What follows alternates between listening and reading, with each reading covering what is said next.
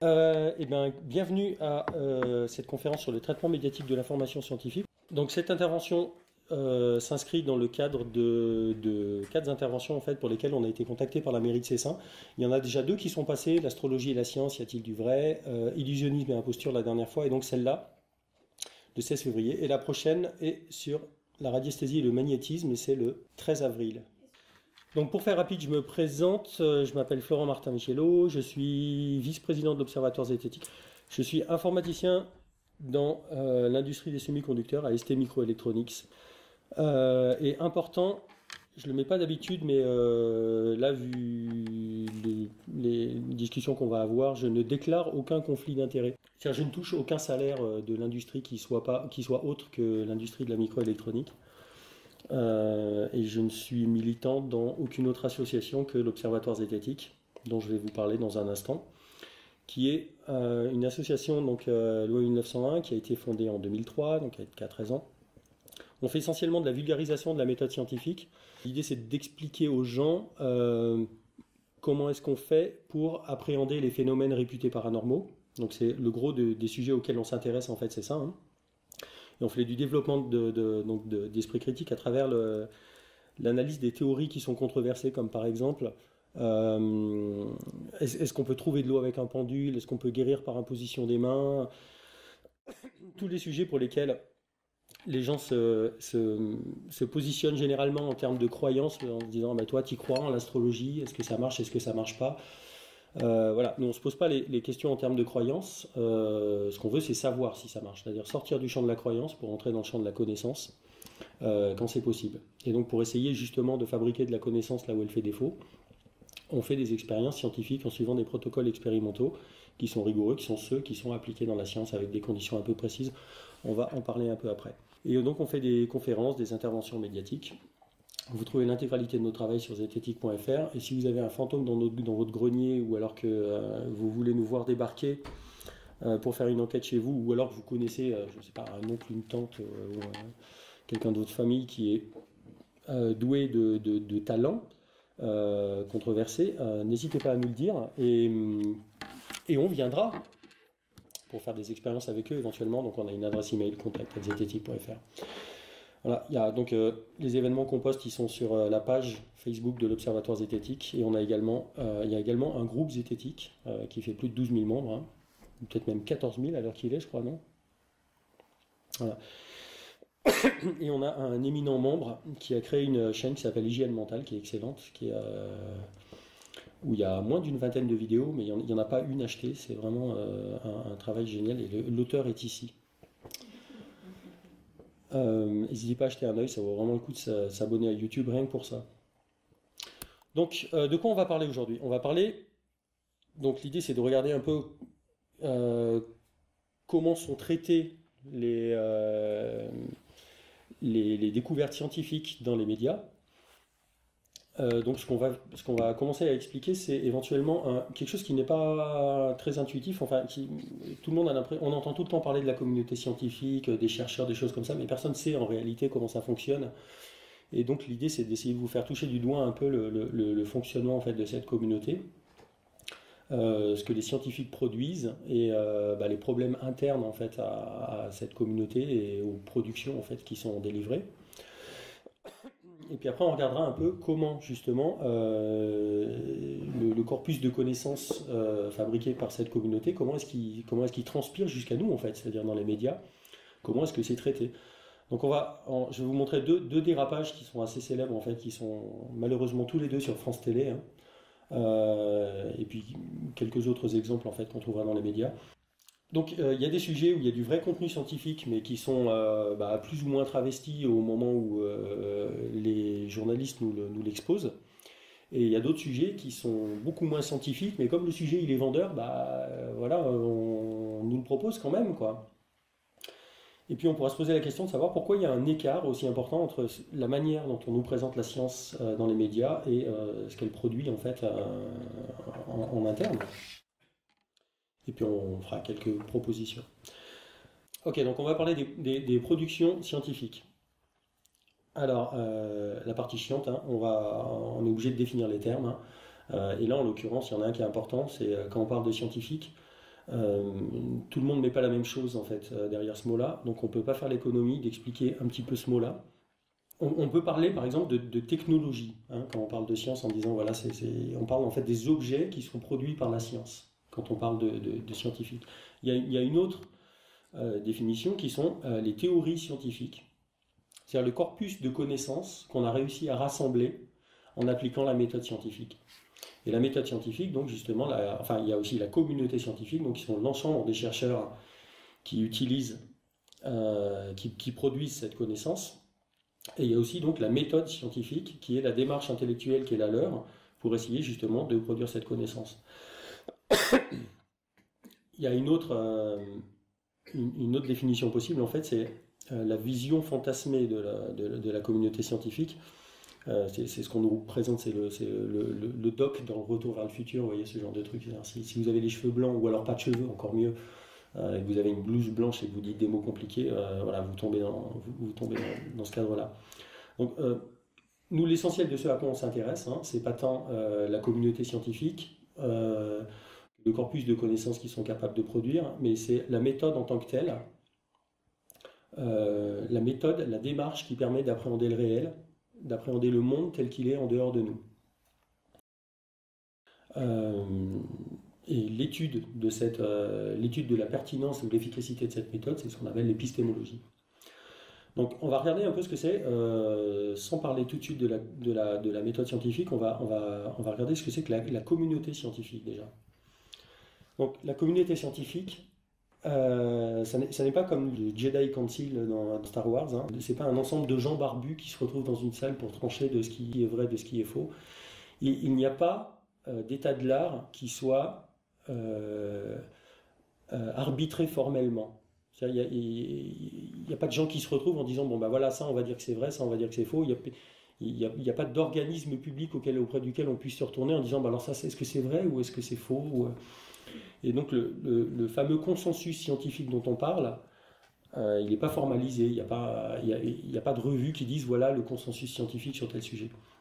En revanche, il y a des académies des sciences, de médecine, de pharmacie, d'agriculture, qui sont là pour contribuer au développement des disciplines respectives et qui sont là pour conseiller le pouvoir en la matière. Donc quand il y a une question où les gens se posent, ils peuvent dire bah voilà, nous ce qu'on en pense, c'est ça.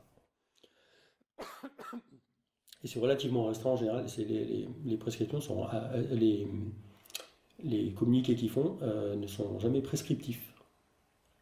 Alors comment est-ce que cette fameuse connaissance est produite? Alors en général, ça commence par un gars, donc évidemment, qui porte une blouse blanche, hein, et qui va faire une expérience dans son laboratoire et, et donc il va écrire un article sur le sujet pour raconter son expérience, quelles sont les conditions expérimentales dans lesquelles il les a faites, et il va soumettre son article à un éditeur. L'éditeur, donc va y avoir quelques allers-retours qui vont être faits entre l'éditeur et le scientifique pour essayer et le chercheur pour essayer de faire en sorte que l'article rentre dans les canons de la publication.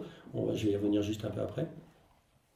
Et surtout, ce que l'éditeur va faire, c'est contacter donc, des spécialistes du domaine, un comité de relecture, donc, qui sont des pairs du chercheur. Hein. Donc l'éditeur en fait se met entre le comité de relecture et le chercheur tout simplement pour éviter, parce que le comité de relecture est anonyme. D'accord ?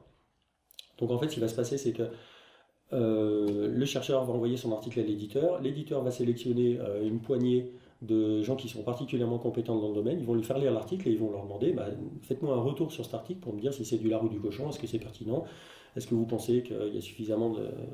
la cohorte est suffisamment grande, est-ce que les conditions expérimentales sont pertinentes, est-ce que... voilà. Et donc l'éditeur récupère les commentaires, les font suivre au chercheur qui va amender son article à la lumière de ces commentaires pour essayer de le rendre un peu plus pertinent. Suite à quoi l'éditeur donc va publier dans son magazine, dans sa revue,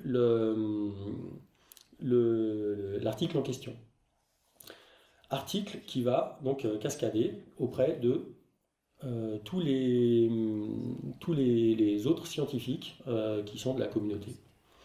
Donc ils vont lire ça et qui vont faire des retours vers l'éditeur. pour éventuellement soumettre d'autres articles qui peuvent être des critiques. Donc dans le fonctionnement, il faut bien comprendre qu'il n'y a pas de dogme.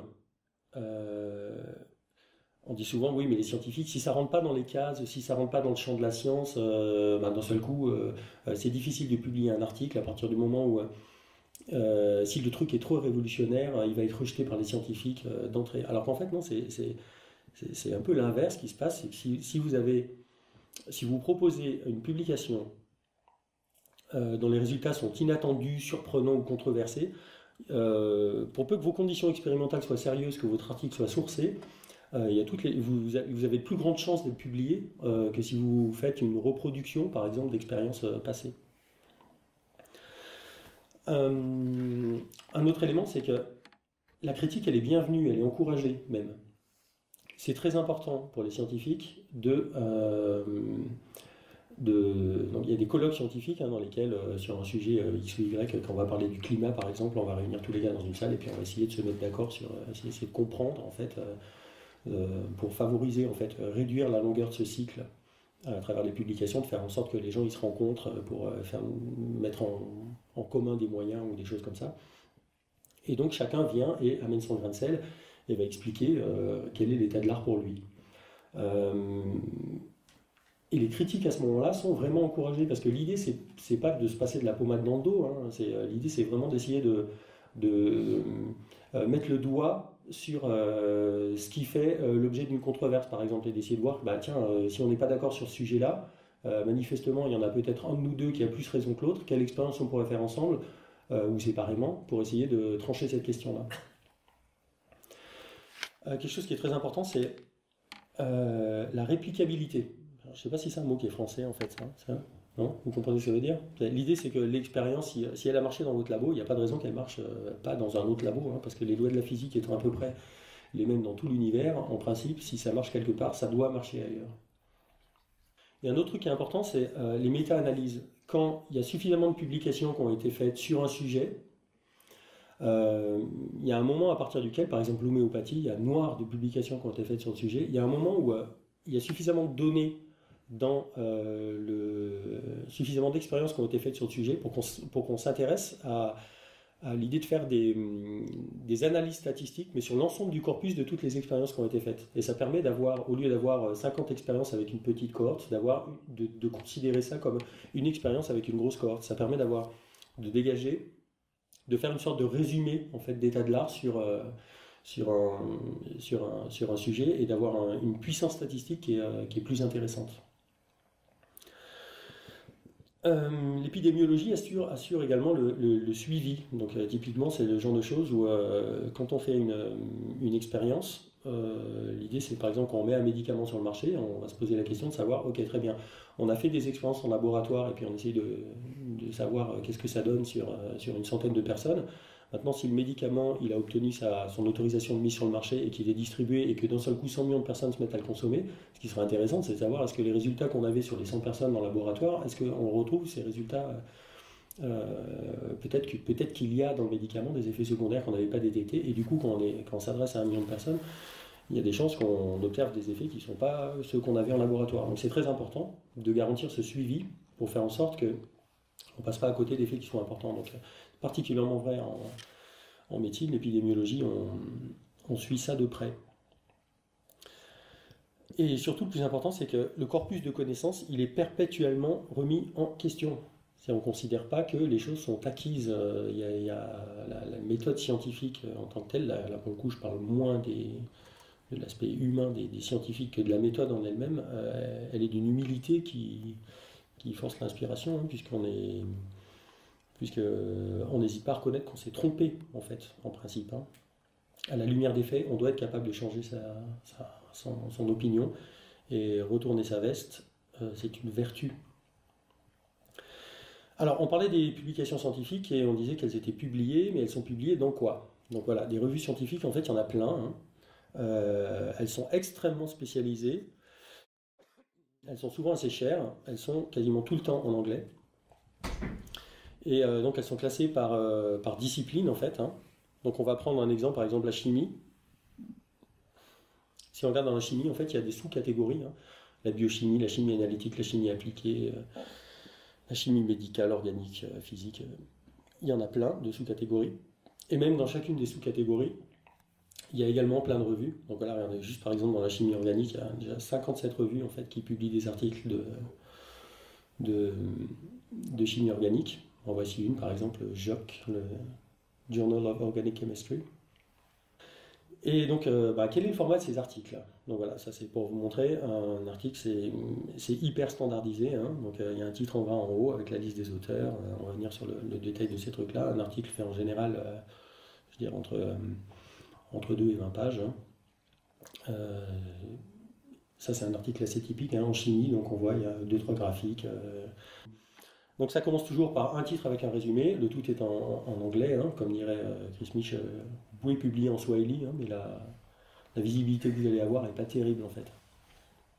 Il y a une liste des auteurs aussi qui est dans un ordre précis, mais en fonction des contributions, ou alors des fois il y a des doctorants qui font le boulot, mais c'est leur maître la personne qui encadre leurs travaux qui publie en premier auteur. C'est un peu scandaleux, mais bon, c'est la coutume manifestement.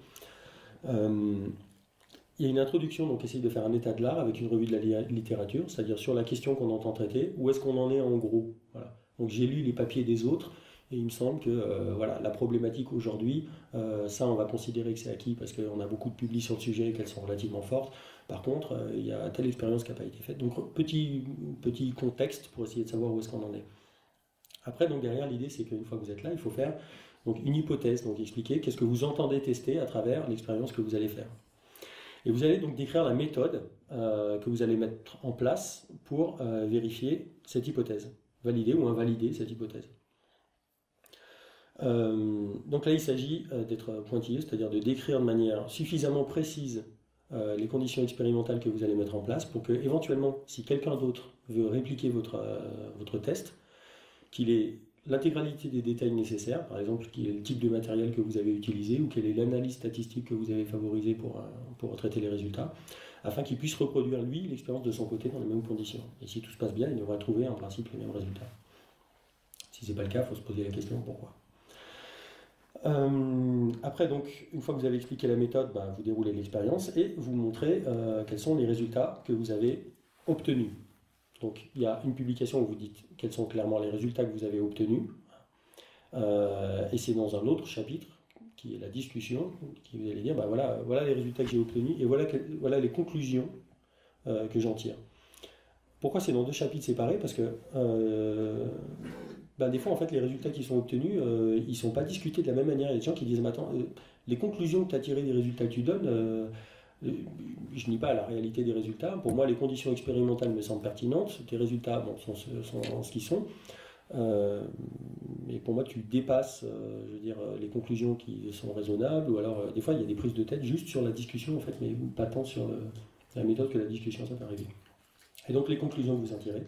Et après, derrière, donc à la fin de l'article, il y a toutes les références, la bibliographie, les annexes, qui peuvent venir étayer vos citations, qui sont, pareil, il y a un formatage qui est hyper cadré sur la manière de publier ce genre de choses. Donc je vais vous montrer, on va faire un petit quiz comme ça, je vais vous montrer 8 couvertures de magazines, là, et il y en a une, donc c'est 8 revues qui parlent de santé, hein. Il n'y en a qu'une seule qui parle vraiment de médecine, donc laquelle est-ce? Voilà, évidemment, là, c'est celle-là, hein, prescrire.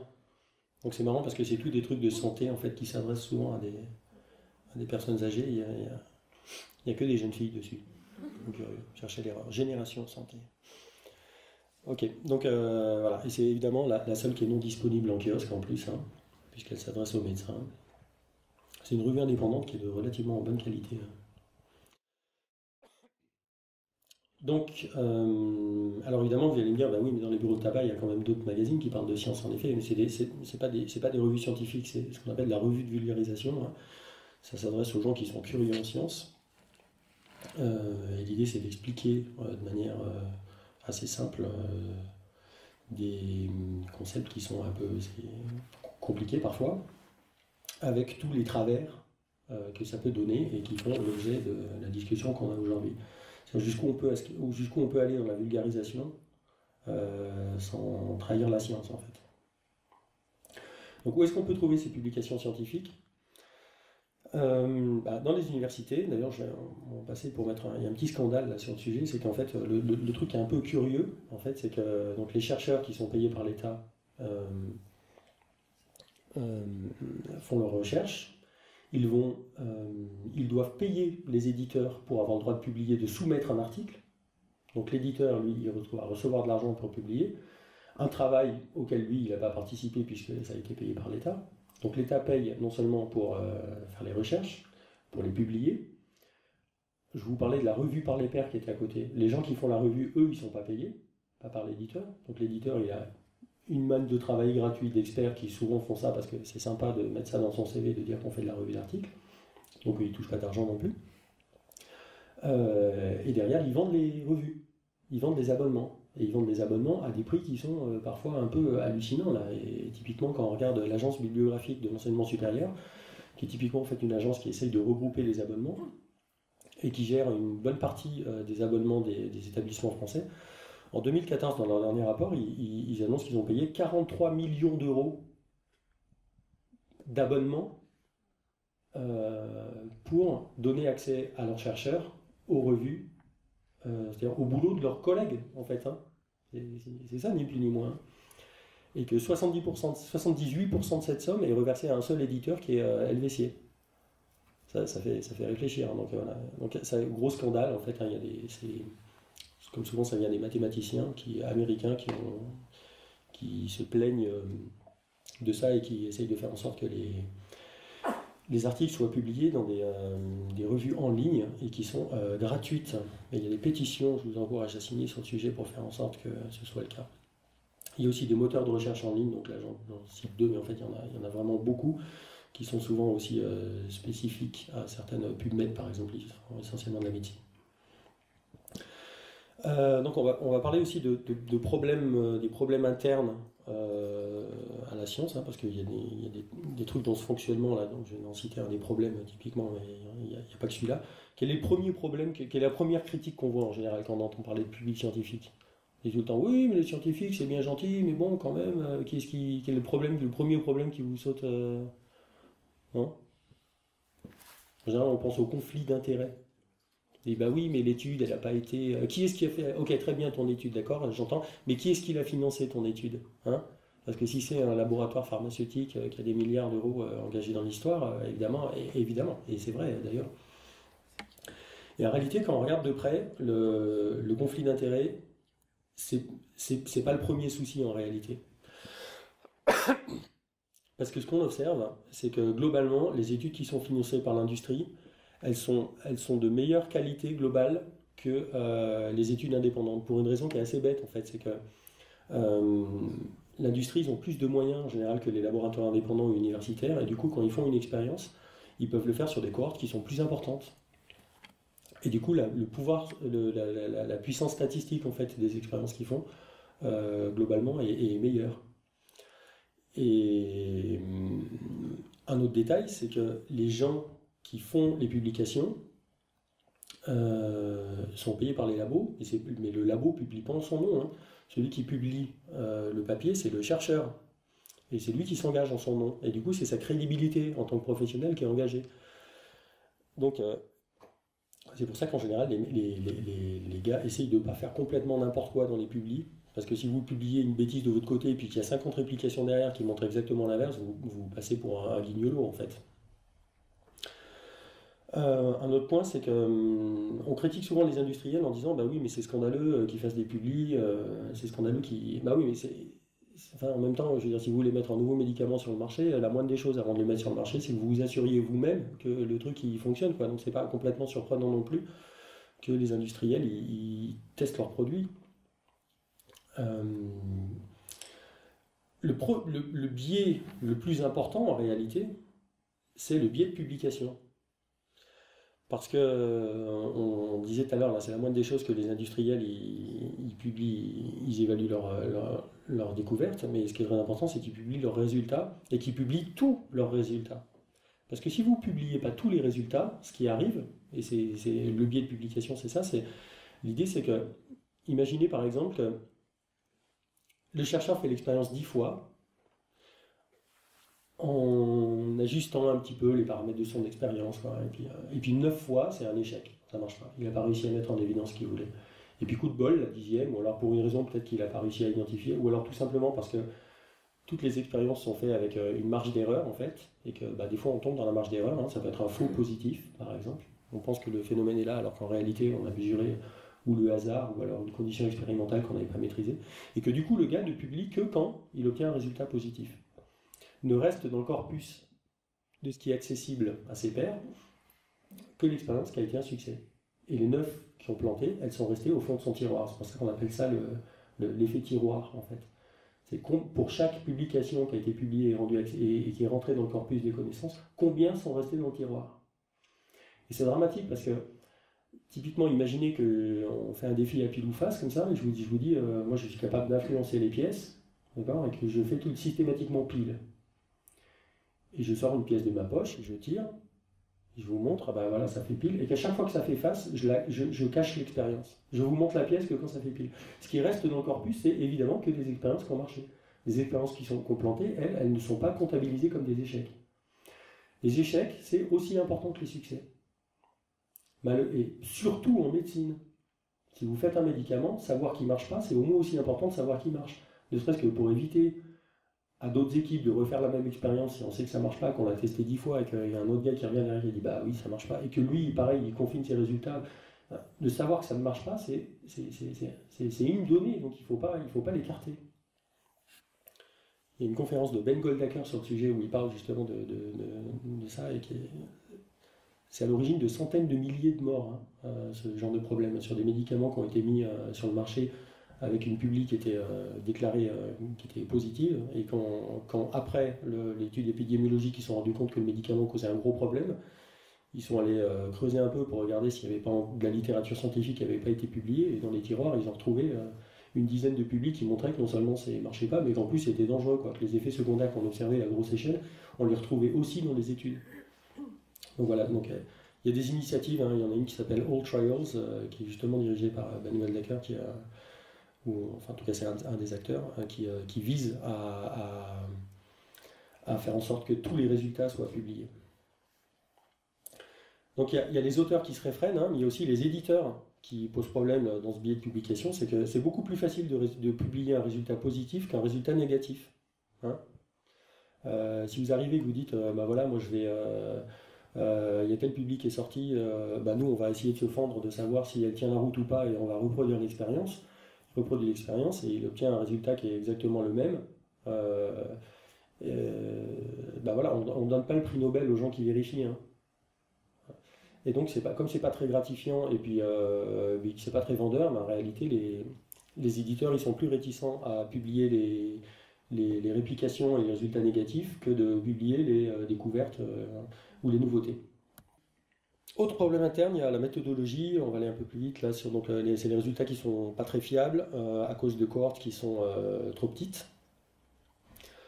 qui normalement elle devrait être détectée par la revue par les pairs, mais comme elle est parfois un peu laxiste, et bien justement on se retrouve avec des publications dont les conditions expérimentales ne permettent pas de tirer les conclusions qu'on en a tirées, et du coup ça finit dans le corpus, mais alors que ça ne devrait pas. Toutes les publications qui sont à l'attention des scientifiques, elles ne sont pas toutes aussi strictes, hein. Il y a des revues qui sont quasi un peu folkloriques, hein, voire complaisantes, hein. Par exemple, il y a des revues qui sont spécialisées en homéopathie et qui survivent que par les financements des laboratoires qui vendent ce genre de produits, et qui ne sont pas très très regardantes sur la qualité des publics qui sont faits. Et il y en a qui sont beaucoup plus contraignantes, hein. Pour en citer deux, il y aurait The Lancet, une revue britannique, et Nature ou Science, qui sont des revues assez bien cotées. Et un autre problème, c'est la falsification des données. Alors, on va y aller vite, il y a un gros scandale qui avait éclaté en 2011 qui montrait ça. Et il y en a un autre qui est assez à la mode aussi, c'est l'interprétation a posteriori. Donc on appelle ça le p-hacking, hein. Donc l'idée c'est que vous allez faire une expérience et vous allez rassembler plein de données, Hein. C'est un peu comme si vous allez à la chasse aux fantômes et que vous venez avec plein d'équipements, un truc qui mesure la température, un truc qui mesure le champ électromagnétique, un truc qui mesure le... Vous venez avec tout plein d'équipements, avec tout plein d'aiguilles, là, et puis dès qu'il y a une aiguille qui bouge, vous dites, ah bah regardez, regardez, il y a une aiguille qui a bougé, donc, et vous faites des conclusions, alors que vous n'avez pas encore fait d'hypothèse en réalité, quoi. Et donc vous définissez vos hypothèses après avoir fait l'expérience. Voilà. Donc c'est un peu de la triche, comme si vous tiriez une flèche avec un arc en l'air, comme ça, vous tirez votre flèche, et une fois que la flèche elle est plantée, vous dessinez une cible autour. Voilà. Donc, et ça, c'est un truc qui est d'autant plus pénible que c'est assez difficile à détecter en vrai. C'est, Ok, donc maintenant qu'on a expliqué un peu comment ça marchait avec donc les forces et les faiblesses de la méthode scientifique, on va regarder un peu les fonctionnements de la communauté, on va regarder un peu comment ça se passe dans les médias. Alors j'ai récupéré une petite image qui est assez rigolote. PhD Comics, hein. C'est un truc fait par des petites BD faites à l'attention des gens qui passent un doctorat. Et il parle du cycle de l'information scientifique. Donc ça commence en haut. Hein. Il est mon pointeur, hop. On commence en haut là, et donc on a donc, vos travaux. Donc travaux, hein, c'est-à-dire vous faites une publi qui correspond à peu près à le format qu'on a vu tout à l'heure, hein, donc avec toutes les prudences de rigueur. Hein. Donc A est corrélé avec B, avec tel facteur, 0,56, étant donné le C dans les conditions D en supposant E. Pof. Alors après, évidemment, ça passe par le service de communication de votre fac, hein, parce que quand vous faites une découverte comme ça, il faut que ça se sache que ça a été fait dans votre université. Donc vous allez faire un joli papier, hein, et bien, en réalité, il y a une analyse qui avait été faite justement où on voyait qu'il y avait le gros de la décodade, en fait, il se passe là, hein, il se passe dans la fac en vrai, hein, où ils essayent de rendre un peu sexy vos découvertes. Et donc il y a un gros bout de la subtilité et des précautions d'usage qui sont perdus à ce moment-là, où à l'arrivée, on se retrouve avec nos scientifiques ont peut-être découvert un lien entre A et B, sous certaines conditions, la petite astérix, on va dire. Alors qui est récupéré par l'agence France Presse, hein, parce qu'eux, ils font des communiqués auprès de France Presse. Hein, et donc, bah, alors eux, ils sont obligés de faire un titre, hein, et puis quand vous mettez de l'Arial en gros sur une couverture d'article, la place est comptée, hein, donc vous ne pouvez pas faire des titres longs avec des subtilités et de la prudence. Donc ça finit par les scientifiques l'affirment, A cause B, bah oui, pour eux, ils connaissent rien en sciences, mais par contre, le truc vient d'un laboratoire, donc manifestement, on va leur faire confiance, ils savent ce qu'ils disent. Hein. Alors, ça finit sur Internet. Ah oui, le truc marrant, on pourrait dire, mais comment ça se fait, les journalistes sont avant Internet? Il faut bien comprendre qu'aujourd'hui, les journalistes, leur première source de renseignement, c'est Internet. Hein. Donc, quand ça finit, les internautes font un buzz sur une publi. Ça finit, si le truc fait suffisamment parler de lui sur Internet, ça va attirer l'attention des médias, et les médias vont récupérer l'affaire. Les journalistes vont récupérer ça donc, sur un blog. Donc on voit à cause systématiquement B, le président devrait en tenir compte. Oui, parce qu'après, il y a un truc qui est intéressant aussi, c'est quand on arrive à cet endroit-là, autant quand on est sur le haut, on en est dans une description qui est relativement concise des faits. Hein, c'est-à-dire, on va dire par exemple, voilà, quand je mets une goutte de café sur une cellule cancéreuse, il se passe ça. Quand on en est ici, on n'en est plus du tout là. Hein. C'est-à-dire on n'en est plus sur une cellule cancéreuse dans une boîte de pétri. Hein. Là, on parle du cancer que vous avez dans votre corps. Donc les études sur le cancer, c'est le truc le plus génial pour ça. Hein. Et ça finit par être pris par des petits blogs locaux, ça finit par être pris par les gens qui sont dans la théorie du complot, ça finit par être relayé sur Facebook avec des titres qui sont hyper raccourcis. Je vous en ferai des exemples tout à l'heure. Et ça finit dans l'oreille de ma grand-mère. Et moi, quand je vois ce que ma grand-mère me raconte à chaque fois que je vais la voir, le raccourci terrible qu'il y a entre ce qu'elle a compris, c'est-à-dire les implications, c'est-à-dire elle n'a même pas compris la publication scientifique, ce qu'elle comprend, c'est quelles sont les conséquences sociétales que pourrait avoir une publi qui a été mal compris, qui a été mal résumée. Et là, la distance entre les deux, elle est juste hallucinante, quoi. Donc à un moment, il faut bien poser la question de savoir qu'est-ce que c'est qu'un sujet scientifique. Hein, et quelle distance il y a entre le sujet scientifique et les intrications politiques ou les prescriptions qui peuvent en découler. Donc j'ai jeté ça là, rapidos tout à l'heure, là, parce que ça me semblait important quand même de faire cette distinction. Il faut bien comprendre que la science est comme une sorte de lanterne sur les faits. L'idée, c'est d'essayer de comprendre quels sont les faits. Et la science, elle s'arrête là. Quels sont les faits, hein. Il n'y a pas de prescription politique derrière en disant qu'il faudrait faire ci ou ça. Les prescriptions, elles sont faites par les politiciens. C'est nous, en votant, on va élire des gars. Les gars, ils vont se mettre dans un parlement, ils vont discuter de quelque chose avec l'influence des lobbies. Et à l'arrivée, ils vont dire, bon ben voilà, est-ce qu'il faut politique énergétique? Est-ce qu'il faut qu'on mette des éoliennes ou des centrales nucléaires? Voilà. Donc, les éoliennes, quels sont les avantages, quels sont les inconvénients, combien ça coûte, combien ça produit, et le nucléaire, comment ça fait, et qu'à un moment, il y a un choix politique qui va être fait. Donc ce qui est important, c'est qu'il soit fait avec des éléments qui soient factuels, rigoureux, carrés. Et typiquement, quand les journalistes, les politiciens, il faut bien comprendre qu'ils ne votent pas uniquement à la lumière des faits, hein. Les lois qui vont être votées, ils vont être votées à la lumière des électeurs. Si tous les électeurs pensent qu'une connerie, ils vont se rallier à leurs hypothèses également, éventuellement.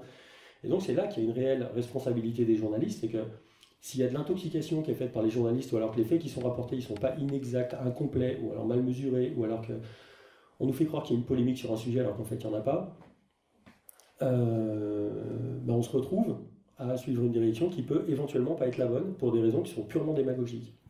Et on le voit sur des sujets comme le vaccin, les médicaments, les pesticides, le climat, j'en ai mis 2-3 comme ça, où il peut y avoir parfois des psychoses qui peuvent être fondées ou absolument infondées. Et ce qui est très important, c'est d'être capable d'arriver à faire la différence entre les deux.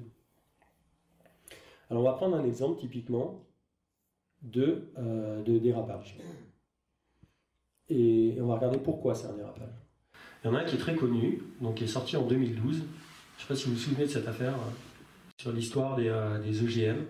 Il y a un article qui était paru dans le Nouvel Observateur qui titrait « Oui, les OGM sont des poisons ».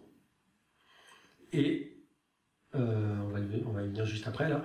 Donc ce qui sortait en fait, le 19 décembre 2012, il y a une bombe, je dis bombe médiatique, c'est le terme qui a été utilisé par les gars qui ont sorti ça, où Gilles Serralini, donc un professeur à l'université de Caen, a publié un article dans une revue qui s'appelle Food and Chemical Toxicology, un article qui a fait beaucoup parler de lui.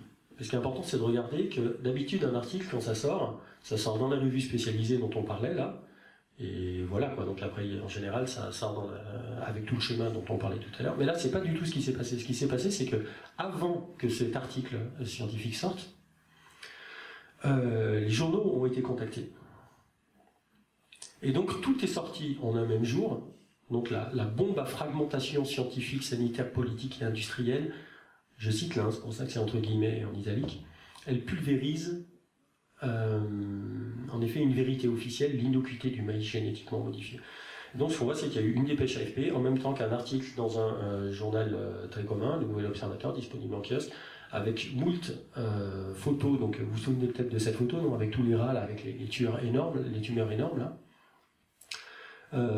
En même temps, il y a eu Gilles Serralini qui sort un bouquin sur le sujet, le livre de Corinne Lepage, l'ex-présidente du CRIGEN, qui siège au Conseil européen, qui était là-bas, le film Tous cobayes qui diffusait sur France 5, OGM vers une autre alerte mondiale.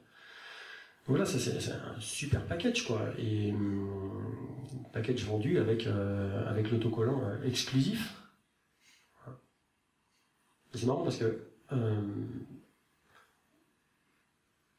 la science ne confine pas les informations. L'idée, c'est les informations, elles sont partagées en principe en science. On n'est pas là à faire il n'y a pas de notion d'exclusivité. Et c'est là où c'est un peu dérapé. Je vous en parle maintenant parce que je ne sais pas si j'ai un slide sur le sujet après. C'est qu'au moment en fait où tout ça est sorti, les journalistes ont dû signer une clause pour donc on leur a donné la publi, sous réserve donc de signer ce document, qui leur interdisait de montrer à des scientifiques compétents la publi pour être capable de juger de la pertinence du truc. Donc on leur a donné un package, on leur a dit voilà les conditions, faites-nous confiance, c'est ça, vous n'avez pas le droit d'exercer de travail critique sur ce matériau, Et le plus fou, c'est qu'ils ont accepté. Parce que c'était trop beau, c'était exclusif, ça parlait d'OGM, c'était super flippant, il y avait tout ce qu'il fallait. Mais avant d'en dire plus, je vais vous montrer en fait ce qui a été une petite idée de ce qui s'est passé, le teaser. Donc quand ils ont sorti le documentaire, voilà ce qui est parti. D'abord, ce qu'il faut comprendre et dire avant tout, c'est que c'est pas une étude de plus sur les OGM, mais c'est l'étude qui manquait. Pour l'organiser, le CRIGEN, qui est à l'origine de l'association qui est à l'origine de cette étude, a dû concevoir ce travail de manière quasi clandestine, comme un bio-thriller. Un bio-thriller qui a commencé en 2006 par la recherche des financements qui ont été abondés par la grande distribution, pour une grande partie, et par une fondation privée, dans le plus grand secret. Une étude sur 200 rats, une fois que l'argent a été trouvé, dans le plus grand secret parce qu'il ne fallait pas que ça se sache, parce qu'il y a beaucoup de gens qui avaient des intérêts, notamment parmi les gens du business agro-semencier, à ce que cette étude ne se termine pas correctement. Soit qu'il y ait un incident, soit qu'il y ait quoi que ce soit. Je veux dire, il pouvait y avoir 45 hypothèses, si vous voulez, où l'étude devenait caduque, soit parce que brusquement il y avait des virus qui rendaient tout caduque, soit parce qu'il y avait un incendie, un incident, enfin, beaucoup de choses pouvaient être faites. Donc, elle a commencé par la recherche de semences OGM, d'un type particulier, et là c'était très difficile parce que, comme vous le savez, les semences sont la propriété de Monsanto, en l'occurrence, du semencier. Donc on ne peut pas les utiliser comme ça. Donc il a fallu trouver un accord avec un lycée agricole canadien, et à partir de ça, il a fallu les semer et les récolter dans le plus grand secret, les rapatrier au Havre, également dans le plus grand secret, dans des ballots de jute, raconte Gilles-Éric Saraligny, qui est le patron de cette étude, puis les ramener au labo, où on allait fabriquer des croquettes, toujours dans le plus grand secret, les gens ne savant pas ce qu'ils savaient, ce qu'ils faisaient, ou ne le sachant que partiellement, et tous signant des protocoles de confidentialité absolument monstrueux, auxquels d'ailleurs nous-mêmes, journalistes de l'Obs, nous avons été soumis. Les participants à l'étude n'ont quasiment échangé des informations, pas par courriel, mais par d'autres moyens, ou alors par courriel totalement crypté, type Pentagone. Par ailleurs, je sais qu'il y a eu des réunions qui se sont passées où on demandait aux gens d'enlever la batterie de leur téléphone portable. Et alors, quand est-ce que tu as été au courant de cette étude? On a été au courant, enfin, depuis très longtemps, Gilles-Éric Séralini et Corinne Lepage, qui sont les deux piliers du CRIGEN, se battent pour obtenir une telle étude. Eux-mêmes, c'était terrible parce que eux-mêmes, dans toutes les conférences auxquelles ils participaient, devaient entendre un certain nombre de choses sur l'innocuité des OGM, des maïs OGM, et n'y pouvaient pas y répondre. Donc on était au courant de leur volonté de déclencher cette étude. On ne savait pas du tout qu'ils étaient dessus depuis 2 ans. Alors quand ils m'ont, moi, mis dans la boucle, c'est-à-dire à la toute fin, effectivement, j'ai pu dialoguer avec les uns et les autres, avec Gilles-Éric Séralini, avec Corinne Lepage, avec d'autres co-auteurs, avec des gens qui étaient au courant de manière périphérique. C'est fou, hein? Alors moi, je travaille dans l'aérospatial, sur des projets top secret, mais on n'atteint pas un quart de ça, hein. C'est un truc de fou. Le truc, c'est une étude faite secrètement pendant 2 ans, vérité officielle, des sacs de graines qui transitent secrètement, il y a au moins 3-4 fois dans le plus grand secret. C'est un James Bond, le truc. Il y a juste pas, j'ai pas connaissance d'une seule étude scientifique qui se soit passée dans des conditions comme ça, quoi. Je me demande si on ne survend pas un peu le truc, quoi. Enfin bref, on va regarder du coup, ce qui est intéressant, c'est de savoir, au-delà de ce teaser, hein, qui est particulièrement surprenant, en fait, pour une public scientifique, hein, je veux dire, les publics scientifiques, ça n'a jamais cet écho médiatique là, hein, mais ce qui est intéressant, c'est de regarder comment ça s'est passé dans les médias. Le rapport qui accable les OGM. Pour la première fois, une étude scientifique prouve la nocivité des organismes génétiquement modifiés. Étude choc qui renverse les perspectives sur les OGM menée en secret sur des rats. Elle conclut à une extrême toxicité des produits. Une étude de choc sur la toxicité des OGM. Pendant 2 ans, des chercheurs de l'université de Caen mesuraient les effets d'un maïs OGM et d'un herbicide sur des rats. Les résultats sont terrifiants. Une tumeur énorme en moins d'1 an. Les résultats de cette étude sur les rats sont bien au-delà de ce que les chercheurs avaient imaginé. Ça nous a impressionné parce qu'on a eu des tumeurs de plus de 25% du poids du corps. Elle a 3 tumeurs très visibles, grosses comme une balle de ping-pong, presque un quart de son corps. Des résultats impressionnants, même pour le chercheur de l'étude. C'est la première étude au monde, celle-ci, qui a été faite de manière beaucoup plus poussée que les industriels sur un produit alimentaire et sur un pesticide. C'est la plus longue et la plus détaillée étude au monde qui n'existait pas auparavant avec les OGM, mais aussi avec un pesticide. Les labos, c'est 3 mois et vous, c'était 2 ans. C'est ça. Et c'est aussi avec un pesticide, le principal pesticide du monde. Des conclusions inquiétantes qui, selon le chercheur à l'origine de l'étude, posent à nouveau la question de la toxicité de certains OGM sur l'homme. Il s'agit de la consommation de ce que nous mangeons par le biais de la viande, du lait, des plats cuisinés dans lesquels il y a des ingrédients OGM. Et le temps est venu de faire ce que nous demandons depuis des années, c'est-à-dire des vraies études d'impact sur la santé humaine. Ah, donc ça, c'est une compilation qui a été faite par Arrêt sur Image, où ils étaient invités en plateau. Je ne casserai pas que ce buzz-là, je ne sais pas si vous voyez, c'est extrêmement peu commun en fait, hein, d'avoir un tel retentissement médiatique. Ça a duré pendant 3-4 jours. Toutes les chaînes, en prime time, hein, c'est pas le journal de 13h, là, c'est le journal de 20h hein, qu'on voit sur toutes les chaînes. On parlait de ça pendant plusieurs jours, quoi. C'était super important. Du coup, tous les spécialistes du domaine, tous les scientifiques sur le sujet, ils se sont dit waouh, mais qu'est-ce qui se passe là? C'est quoi cette histoire-là? Donc comment est-ce que la publi a été accueillie par la communauté scientifique?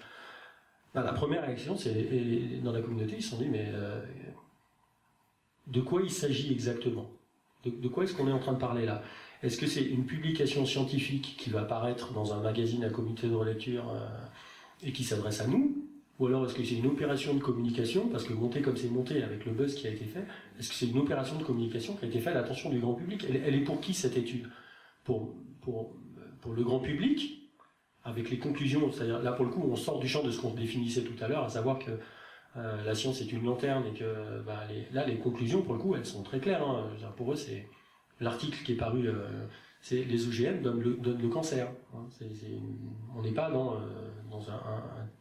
un titre qui fait preuve de beaucoup de retenue, quoi. Donc grosse surprise de la part des scientifiques, et puis surtout une surprise a priori, hein, parce que contrairement à ce qui est dit, des études précédentes, il y en avait, et il y en avait même beaucoup, qui étaient faites sur des périodes courtes, et contrairement à ce qui est dit, il y en avait qui étaient faites sur des longues périodes. Et notamment, la surprise, c'est que lui, il obtienne des résultats qui soient à peu près, enfin, qui soient aussi surprenants que ce qu'on nous vend là, alors qu'en fait, jusqu'ici, les études étaient négatives, donc c'est quand même étonnant. Deuxième surprise, c'est que le maïs qui est incriminé, en l'occurrence le NK603, en réalité, il est déjà sur le marché, il est consommé depuis plus de 15 ans par des millions de gens et d'animaux. Et typiquement, 15 ans, c'est l'espérance de vie moyenne d'une vache. Et du coup, il y a des vaches qui ont mangé que ça toute leur vie. Et c'est surprenant, et puis pas que les vaches, hein, c'est surprenant qu'on n'ait pas observé des effets chez elles dans le cadre des suivis épidémiologiques dont on parlait tout à l'heure. Si d'un seul coup, toutes les vaches se mettaient à canner à partir du moment où on leur donnait des OGM, je pense que ça aurait éveillé les soupçons de plus d'un paysan avant d'étonner les scientifiques, en vrai. Donc grosse surprise, a priori, encore une fois, de se dire comment ça se fait qu'on obtienne des résultats pareils dans un laboratoire, alors qu'en fait, quand on regarde les études précédentes ne mettaient pas ça en avant, et que même les études épidémiologiques, c'est-à-dire le constat a posteriori, montrent que il n'y a rien. Donc grosse surprise. Et surprise du coup a posteriori au moment où l'étude est publiée et que finalement les scientifiques peuvent venir jeter un œil à ce papier. Parce que le buzz, il a été médiatique avant d'être scientifique. Hein. Ça ne se passe jamais dans ce sens-là. Hein. Et on découvre dans la publique l'espèce de rat qui a été utilisé pour faire l'expérience. Donc il y a plein, dans le laboratoire, quand vous faites une expérience, il y a différentes races de rats. Et en l'occurrence, celle qui a été utilisée pour faire cette expérience, elle est connue, hein, parce que c'est dans les publics scientifiques il y a ça. C'est avant de faire des expériences avec des rats de laboratoire, on essaye de comprendre qu'est-ce que c'est que ce rat de laboratoire. Si on le nourrit et qu'on en prend soin correctement, je veux dire, il meurt au bout de combien de temps? Et puis il meurt de quoi? Et est-ce que les femelles meurent plus vite que les mâles?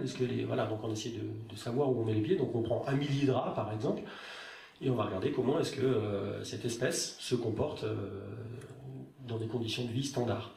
On essayait de comprendre comment fonctionne cette espèce de rat, avant d'essayer de la comparer à autre chose, qui sont les stimuli auxquels on va les soumettre.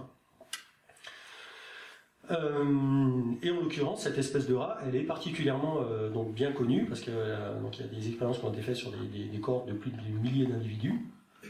Et ce qu'on sait sur ces types de rats, c'est que ils ont une fâcheuse tendance à développer des tumeurs. Et en l'occurrence, les femelles surtout développent énormément de tumeurs. Par exemple, les femelles, il y a 31%, les mâles développent à peu près entre 2 et 4% de tumeurs hépatiques et pancréatiques, et les femelles, ça va jusqu'à de 31 à 71%. Donc il y a les refs là, sur la publi qui montre ça. Et que donc elles sont particulièrement bien connues en fait ces espèces pour leur propension à développer des tumeurs en fin de vie en fait, c'est-à-dire entre 2 et 3 ans. Et c'est précisément en fait la race de rat qui a été choisie par Seralini. Autre surprise, c'est que le groupe de contrôle est tout petit. Dans sa publication, je crois que j'en parle après, le groupe de contrôle, je vais le montrer, est ridiculement petit, et du coup c'est super difficile de savoir qu'est-ce qu'on est réellement en train de mesurer. On va y revenir. Autre détail, donc Seralini explique que donc son étude c'est la première et la seule qui a été faite sur le long terme. Même Deniso lui reprend en disant bah oui, c'est donc la seule publique qui a été faite sur le long terme, parce que les industriels d'habitude ils font ça sur 3 mois. Alors qu'ils ont fait ça sur 2 ans. En réalité, elle n'est pas si originale que ça publie, parce qu'il y en a au moins 12 qui ont été faits à l'époque sur les longues durées, dont 3 qui ont duré plus de 3 ans, plus de 2 ans, pardon, 3 autres qui ont duré plus d'1 an, et 6 qui ont duré entre 26 et 30 semaines. Et même il y en a qui ont été faites. Donc ces publis-là, elles ont été faites sur du soja, du maïs et du riz, et donc les cobayes qui ont été testés, c'est des souris, des rats, des vaches, des saumons et même des singes. Donc, Seralini, quand il a présenté ses résultats, il les a présentés donc, sous forme de les résultats étaient déjà compilés dans des graphes. Et de ces graphes, donc Sciences et Pseudosciences, le magazine de l'AFIS, l'Association française pour l'information scientifique, a résumé ça dans un tableau. Donc on regarde comme ça paraît un peu, donc c'est un peu sauvage.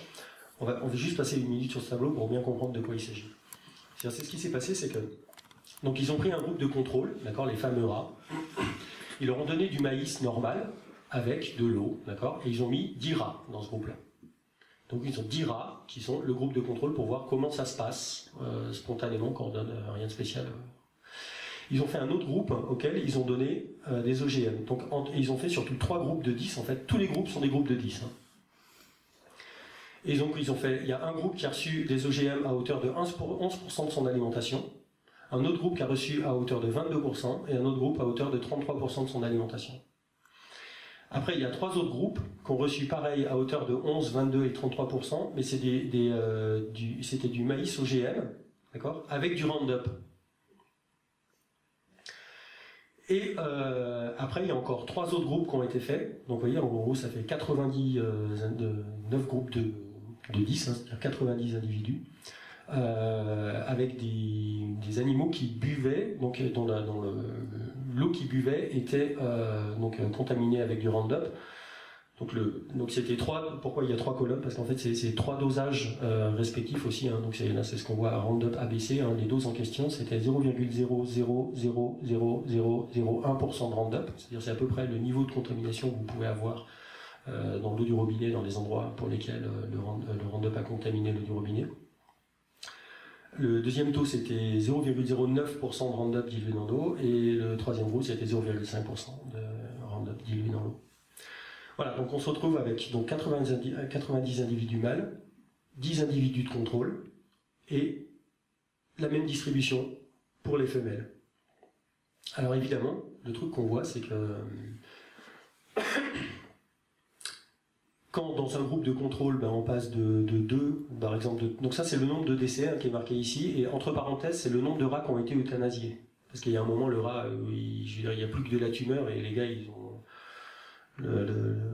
ils décident de tuer le rat pour mettre fin à ses jours, et pour pas qu'il se transforme en Gollum.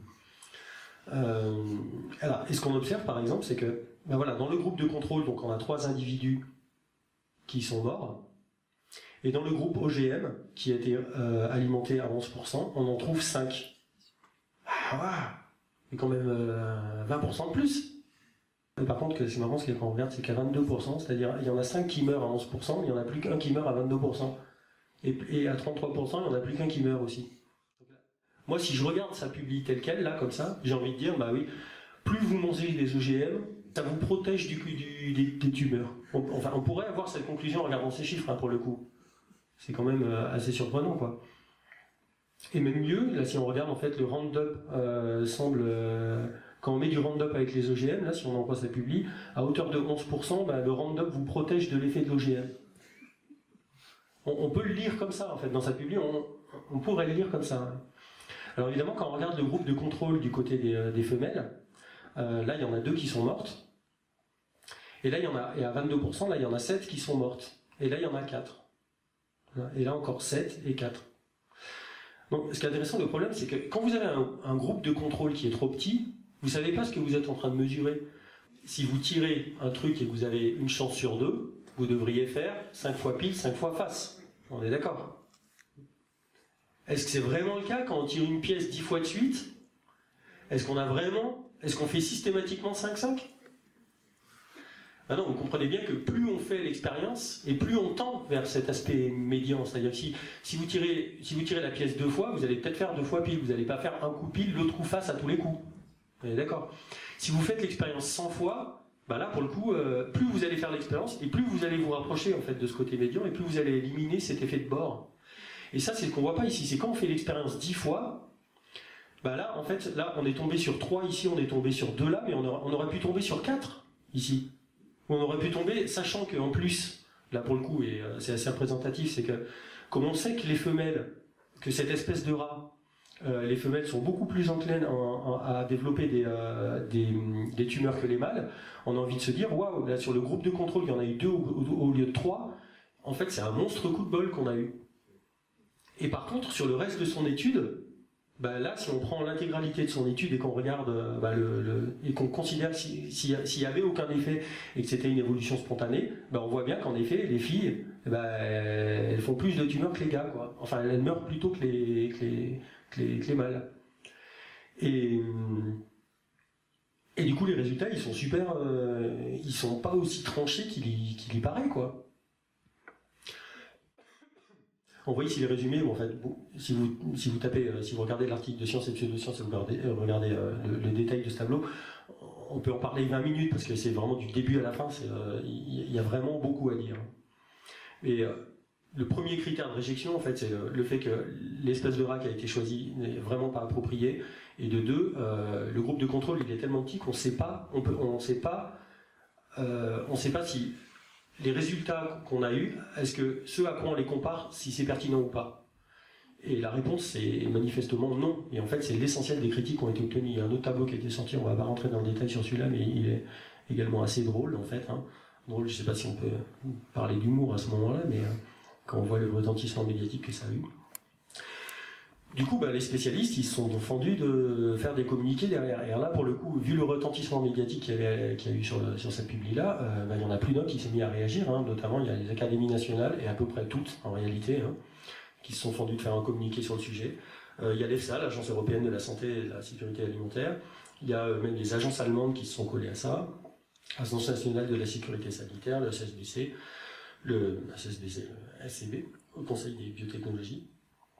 qui sont tous fendus de faire un communiqué pour pointer notamment les lacunes et les faiblesses méthodologiques qui sont rédhibitoires et qui ne permettent pas de soutenir les conclusions qui sont avancées. L'expérience, elle est trop mal menée et pas suffisamment rigoureuse pour permettre de tirer les conclusions qui sont celles de l'article.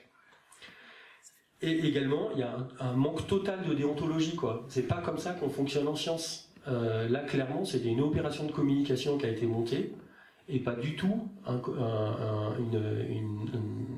ils n'ont pas joué le jeu de la science. Et donc, manque total de déontologie également a été pointé.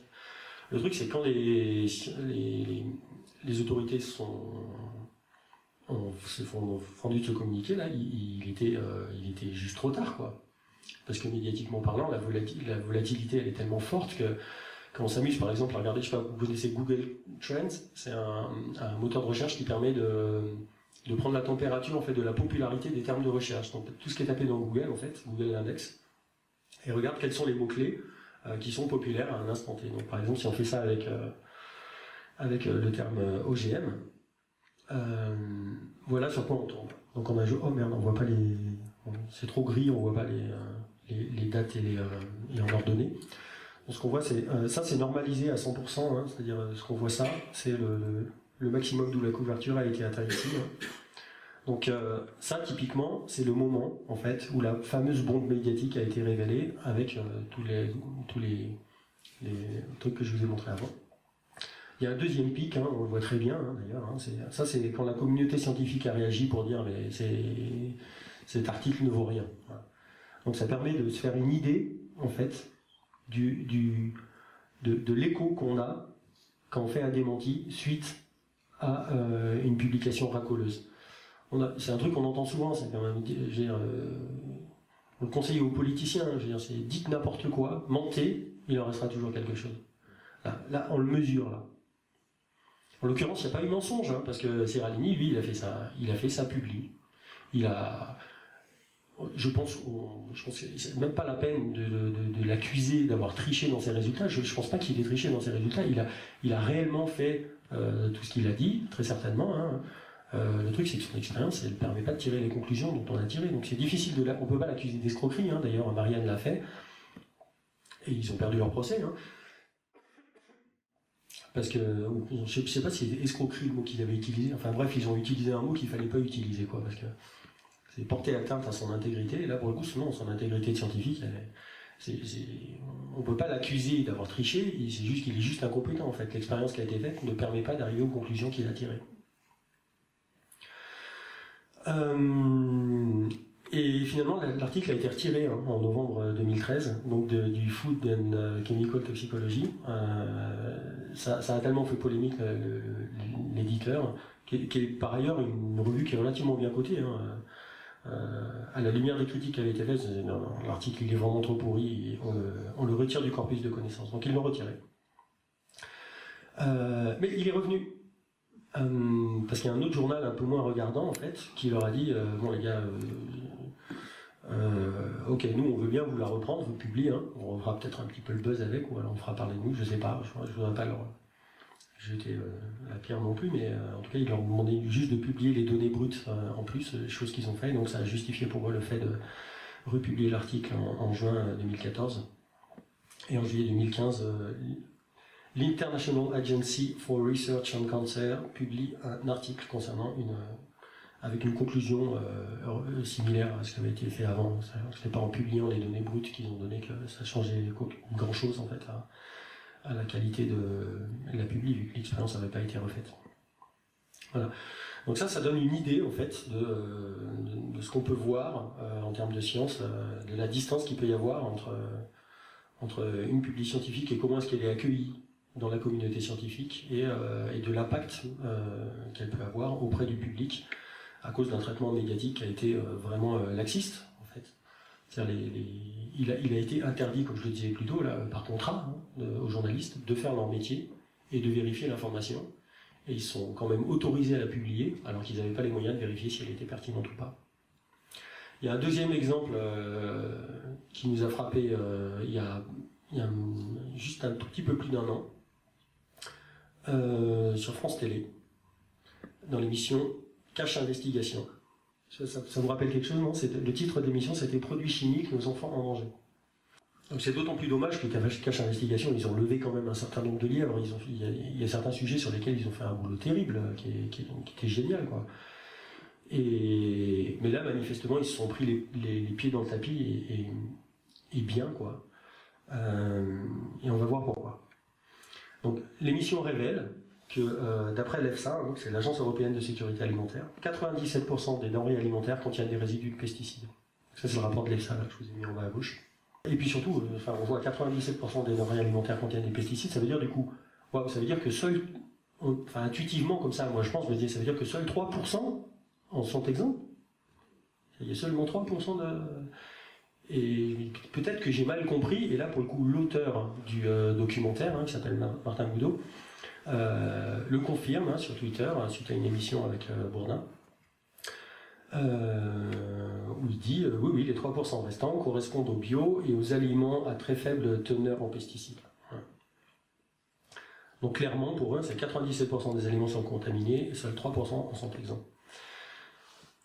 Alors quand je dis qu'ils se sont pris les pieds dans le tapis, on va regarder pourquoi en fait. Parce que quand on regarde la publication là qui est en bas à gauche, quand on regarde son titre complet, c'est plus de 97% des aliments contiennent des résidus de pesticides dans les limites légales. Pourquoi est-ce que ça change tout? Parce que quand on regarde le détail de l'article, voilà ce qu'on voit. C'est que 54,6% ne contiennent aucun résidu détectable. C'est-à-dire qu'on a des appareils qui sont quand même vraiment ténus, qui sont capables de mesurer des quantités qui sont vraiment anecdotiques. De tout à l'heure, quand je parlais du Roundup, on en était à 0,0000009% et on le détecte, ça.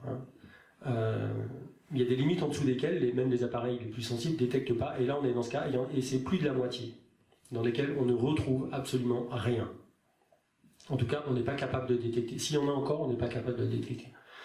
Il y en a 42,8% qui en effet en contiennent, et en dessous des limites qui sont autorisées.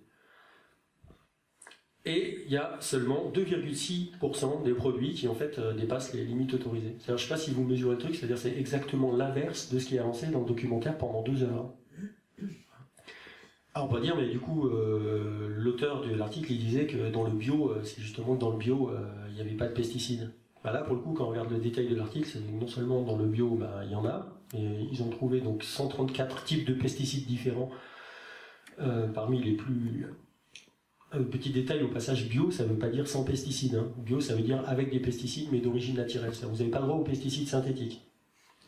Mais par contre, les pesticides naturels, comme le sulfate de cuivre ou la fameuse bouillie bordelaise, qui sont des produits qui sont hautement toxiques, et qui ne sont pas biodégradables, c'est des produits qui sont autorisés dans le cadre du bio. Et donc des produits qui sont sous le label bio, il y en a plus de 400 qui sont autorisés, et là typiquement il y en a 134 qui ont été retrouvés dans les analyses qui ont été faites. La quantité de légumes et de fruits qui ont été testés dans la publi de l'EFSA là, est invraisemblable. C'est hallucinant le boulot qu'ils ont fait sur ce sujet-là. Et donc il y en avait dans les 134 pesticides différents trouvés dans à peu près 15% des aliments qui ont été analysés. Donc, ce qui n'est pas anecdotique, ça fait une drôle de balance par rapport à ce qu'on laissait entendre pendant 2 heures à Cache Investigation. Pareil, ils ont fait un carton médiatique. Donc visibilité immense sur les réseaux sociaux. J'ai tapé typiquement le nom de l'émission dans Google pour voir ce que ça donnait en termes de visibilité dans les moteurs de recherche. Sur la première page, c'est-à-dire les 10 premiers résultats, il n'y a qu'un seul lien critique sur le sujet. Ni la chaîne, ni la boîte de production, ni les journalistes n'ont fait de mea culpa sur le sujet. Ils se sont pris une petite tape sur les doigts du CSA qui leur a dit « Les gars, vous avez un peu dégonné sur le sujet ». Et l'émission n'a pas du tout été retirée, donc elle est encore visible en ligne, en replay, sur le site de la chaîne. Voilà. Donc je vais faire un petit encart sur les produits chimiques sur le coup, parce que c'est un mot qu'on entend souvent, produits chimiques. Donc je vais vous montrer une liste d'ingrédients qui fait un peu flipper. Voilà. Donc là-dedans, on a un truc que j'entends souvent, c'est si vous ne pouvez pas le prononcer, il ne faut pas le manger. Ouais, c'est un truc, on entend des trucs comme ça. Puis là, il y a du méthylhexanoate, il Donc c'est classé par... Il y a des colorants, il y a le E160A, le E161B, il y a des trucs qui donnent le goût, là. Bon, ça c'est l'éclaté de la formule chimique d'une fraise bio. Si vous prenez une fraise et que vous deviez faire son analyse chimique, ce qu'il en ressortirait, c'est ce qu'on vient de voir. En réalité, tout est chimique, il faut bien comprendre ça. C'est que quand vous voyez, toutes les molécules ont un nom, hein, et donc il y en a certaines. Toutes les molécules ont un nom, et évidemment, les fraises, elles ne sont pas faites de pur esprit, hein, donc elles sont constituées de molécules, et donc mais ce travail-là, vous pouvez le faire. Il y a un chimiste australien qui fait ce travail, justement, pour montrer ce que c'est que la chimie. Il fait des analyses pour montrer ce qu'il y a dans une banane, une fraise, une poire. Il faut bien comprendre, tout est chimique. En réalité, dire chimique, ça veut rien dire.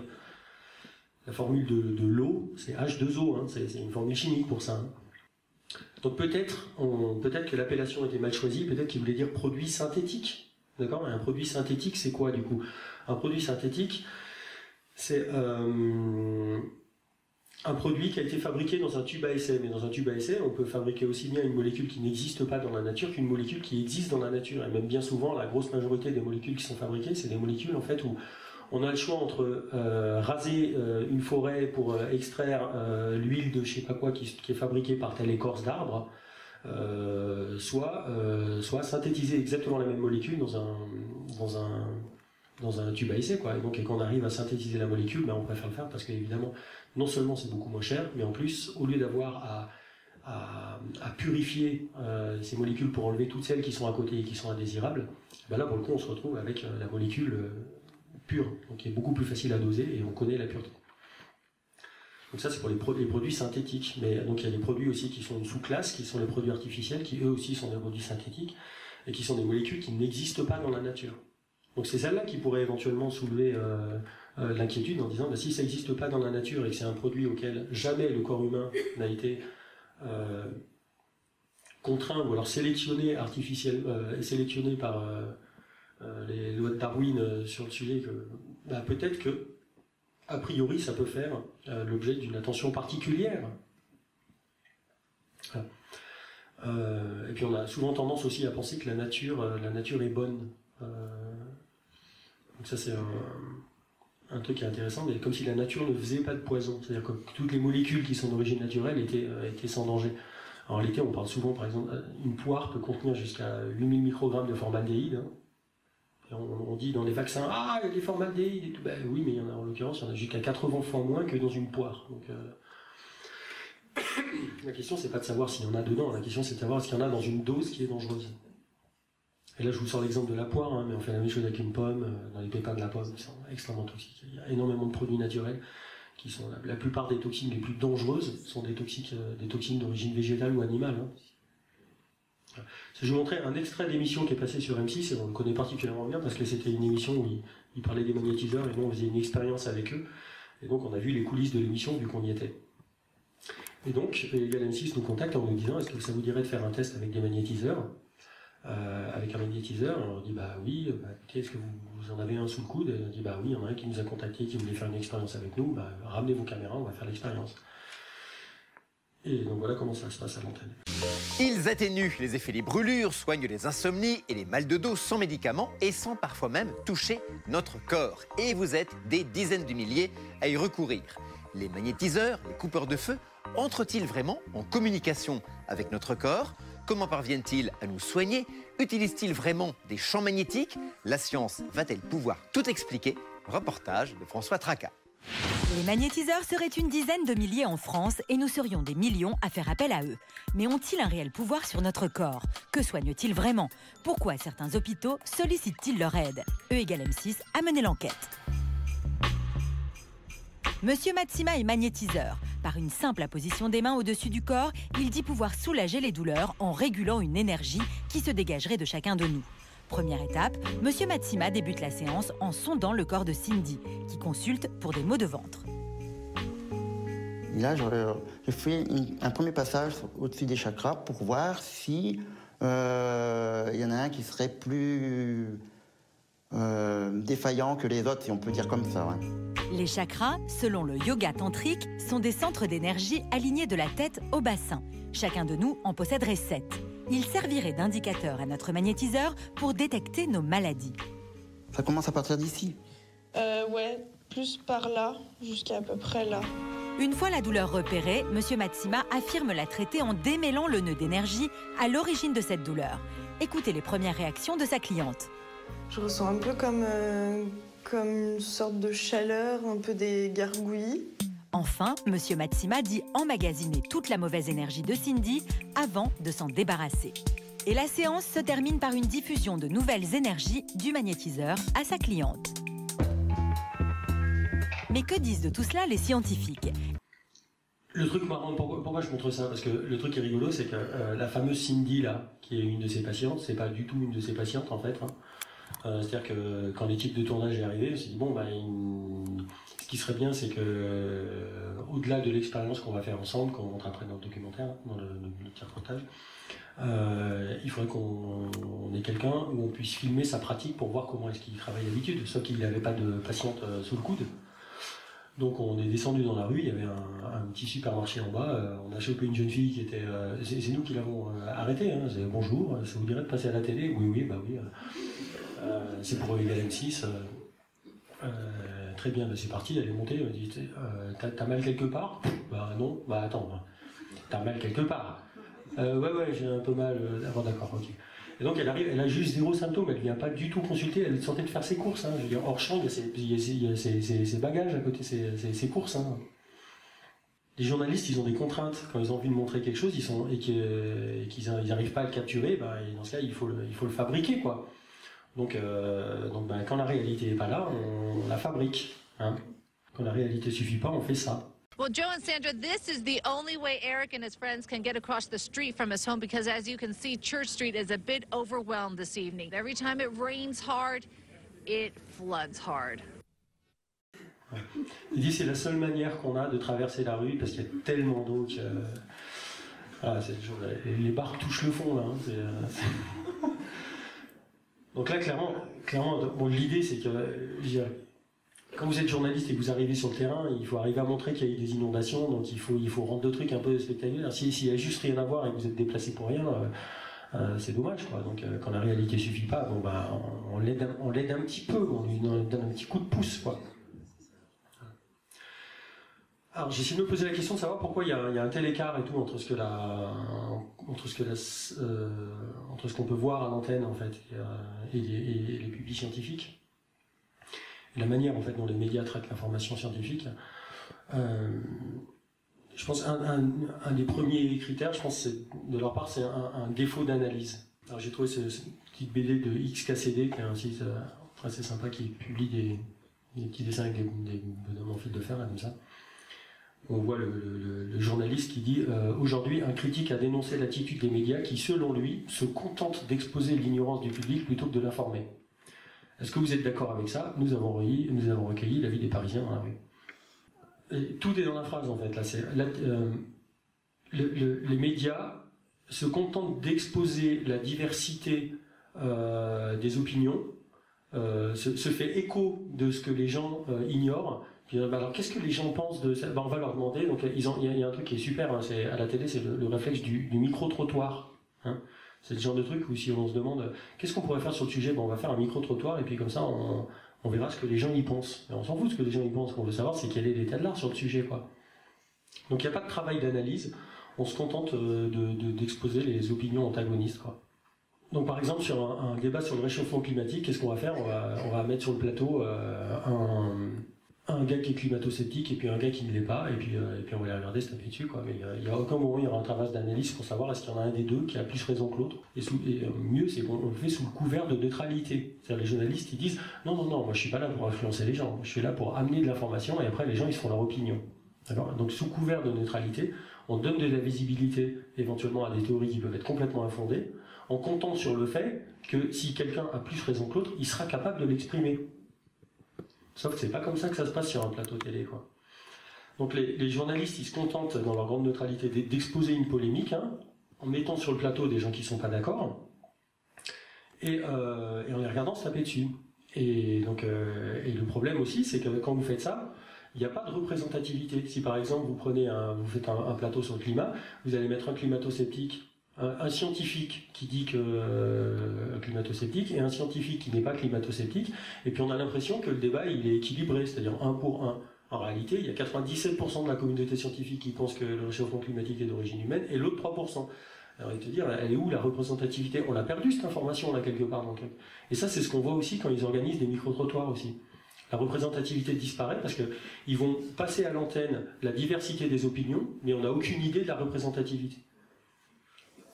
Quand bien même on en ait quelque chose à faire de la représentativité. Parce que c'est pas parce que 70 000 personnes ont dit quelque chose, se trompent, que c'est important de le savoir. Moi, je m'en fous de savoir que tout le monde se trompe. Ou peut-être ça peut que encourager à faire mieux pour essayer de faire de l'information, mais ce qui serait intéressant, c'est que s'ils doivent passer 3 minutes sur un sujet, qu'ils passent 3 minutes à expliquer pourquoi c'est pas comme ça, pourquoi les gens se trompent, au lieu de dire bah oui, les gens se trompent. Donc voilà, c'est typiquement le genre de truc qu'on voit dans un format on prend un invité pour, un invité contre, et puis un invité people, là, et on fait pas de différence entre les opinions, les croyances ou les faits. Imaginez ce que ça donne si on fait un débat sur la Terre est ronde ou plate. Ouais. Donc voilà. Il y a un autre problème aussi, c'est les articles qui sont opportunistes. Autant les scientifiques, ils peuvent être prudents sur la confiance qu'on peut accorder à une seule étude. Quand ils voient une nouvelle étude qui sort, on dit bon bah d'accord, c'est une étude isolée, peut-être les conditions expérimentales sont pas très faibles, ou alors qu'on a mesuré un truc qu'on croyait pas mesurer, ou peut-être que le gars a triché. Enfin bref, sur une étude en général, les scientifiques ils sont un peu pointilleux, ils attendent la réplication avant de se faire vraiment une opinion sur le sujet. Autant dans les médias, dès qu'il y a un papier qui sort, c'est feu, c'est parti mon kiki, tout le monde fonce quoi. Les scientifiques, ils attendent des méta-analyses, des revues de l'état de l'art et tout. Et c'est le genre de truc qu'on voit dans les médias, c'est dès qu'il y a une publi qui sort, c'est à fond. Et ça donne des trucs comme ça, par exemple. Le café, de nouvelles raisons de s'en méfier. Ok ? Donc on sort ça sur Paris Match un jour, là, et puis le lendemain, on voit le buvez du café, c'est bon contre les cancers. Des études comme ça, mais il en sort une par mois. Un coup, ça donne le cancer. Pareil avec le chocolat, quoi. Pareil, le vin rouge en France aussi, c'est un truc. Le vin rouge, ça permet de. C'est bon pour la santé. Non, c'est pas bon pour la santé. On sort tous les jours des trucs comme ça. Et donc, à aucun moment, il y a un travail de synthèse pour essayer de savoir si, oui ou non, c'est du lard ou du cochon. Juste pour vous donner un ordre d'idée sur ce genre de truc, c'est ça. Quand on va dans une simplification outrancière, on se retrouve à buver du café, c'est bon contre les cancers. Bah oui, mais. Quand vous lisez qu'un produit détruit les cellules cancéreuses dans une boîte de pétri, parce que la publication elle est dans ce contexte, faut bien garder à l'esprit qu'un revolver aussi. Donc si vous voulez tuer des cellules cancéreuses, le fait qu'un produit tue des cellules cancéreuses ça infère en rien que c'est le cas dans votre corps humain. Sinon vous mettez de l'eau de Javel, buvez de l'eau de Javel, ça va vous soigner. Bah non, ça marche juste pas comme ça quoi. Voilà. Les journalistes aussi, il y a une grande spécialité, c'est qu'il y a un effet peau de chagrin en fait, qui est lié à la couverture, à l'aspect, au formatage et à la mise en page en fait des articles. Ça c'est un agrégateur de flux que j'utilise, donc ça fait des revues de presse automatiquement, ça s'appelle une news map. Donc ils vont chercher tous les articles un peu dans la presse et en fonction du nombre d'articles qu'il y a sur chaque sujet, il fait un carré qui est plus ou moins gros. Donc ça c'est vieux, vous vous rappelez l'histoire des concombres en Allemagne là, voilà. Donc là il y avait une grosse histoire de concombres. Et voilà, moi en fait ce qui m'avait intéressé c'était cet article là. Voilà. Les téléphones portables peuvent augmenter les risques de cancer. Ok. Je me dis waouh. Moi je travaillais dans la téléphonie mobile et tout, du coup je me posais la question, je me disais mince, j'ai du matériel tout autour de moi, est-ce que je vais mourir demain? Alors, donc je clique, j'arrive sur cet article scientifique de 20 minutes, c'est la rubrique science, où on voit que, d'après l'OMS, les téléphones portables peuvent peut-être augmenter les risques de cancer. Je me dis, tiens, là, maintenant il y a un peut-être qu'il n'y avait pas tout à l'heure. Ok, entre guillemets. Okay. Continuons la lecture. Pour la première fois, l'Organisation mondiale de la santé classe les ondes émises par les mobiles dans la catégorie potentiellement dangereuse, potentiellement cancérogène. Ok, donc on avance encore un peu. Comme tous les facteurs environnementaux, il faudra encore des années avant d'avoir une idée exacte des conséquences sur le long terme, explique l'OMS. Les industriels rappellent que, potentiellement cancérogène, en fait, il y a un paquet de produits, en fait, quasiment tous les produits sur lesquels on n'a pas d'études, qui rentrent là-dedans, où on se dit, peut-être que ça pourrait faire quelque chose, on ne sait pas trop encore, donc dans le doute, on va le mettre là-dedans. C'est intéressant, mais quand on voit, en fait, entre le titre qui est résumé à une phrase qui doit tenir dans une petite case, et puis ce qui reste à la fin, quand on a fini de lire l'article, on se dit, bah ouais, bon, c'est un peu foutu de ma gueule quand même. Il y a un problème aussi, c'est le manque de compétences en sciences. Là, je suis tombé sur cet article de Femme Actuelle, le mal de dos, l'homéopathie aussi efficace que les anti-inflammatoires. Et là, on lit la première ligne, on voit une étude qui va clore le bec à tous les homéosceptiques. Je me dis, wow, putain, je veux lire ça parce que moi, mon dada, c'est l'homéopathie. Donc je me dis, il faut que je lise ça. Donc les laboratoires Boiron l'ont mené. Alors, on accuse souvent les industriels, je veux dire, si c'est l'industriel qui vend le produit qui a fait l'étude, évidemment, l'étude, elle est biaisée. Alors, c'est un argument qu'on retient souvent, sauf étonnamment, quand c'est les laboratoires Boiron, on ne relève pas l'argument, alors qu'en fait, les laboratoires Boiron, ils font partie de l'industrie pharmaceutique, et comme les autres. Mais ça, c'est même pas choquant. Hein. Le fait que, comme je disais tout à l'heure, le fait que les laboratoires pharmaceutiques testent leurs produits, c'est pas choquant, c'est même normal, c'est sain. Et donc, eux, ils ont fait une étude. Bon, et quand on regarde, je vous passe le détail du papier.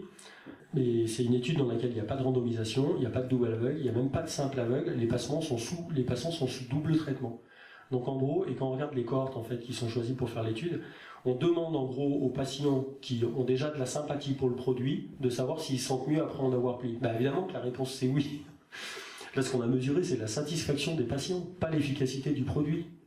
Donc vraiment pas de quoi clore le bec à tous les homéosceptiques, hein, et donc on mesure encore la distance du truc. Et alors, du coup on se demande, mais comment un magazine hautement scientifique comme celui-ci a pu publier un article sur le sujet?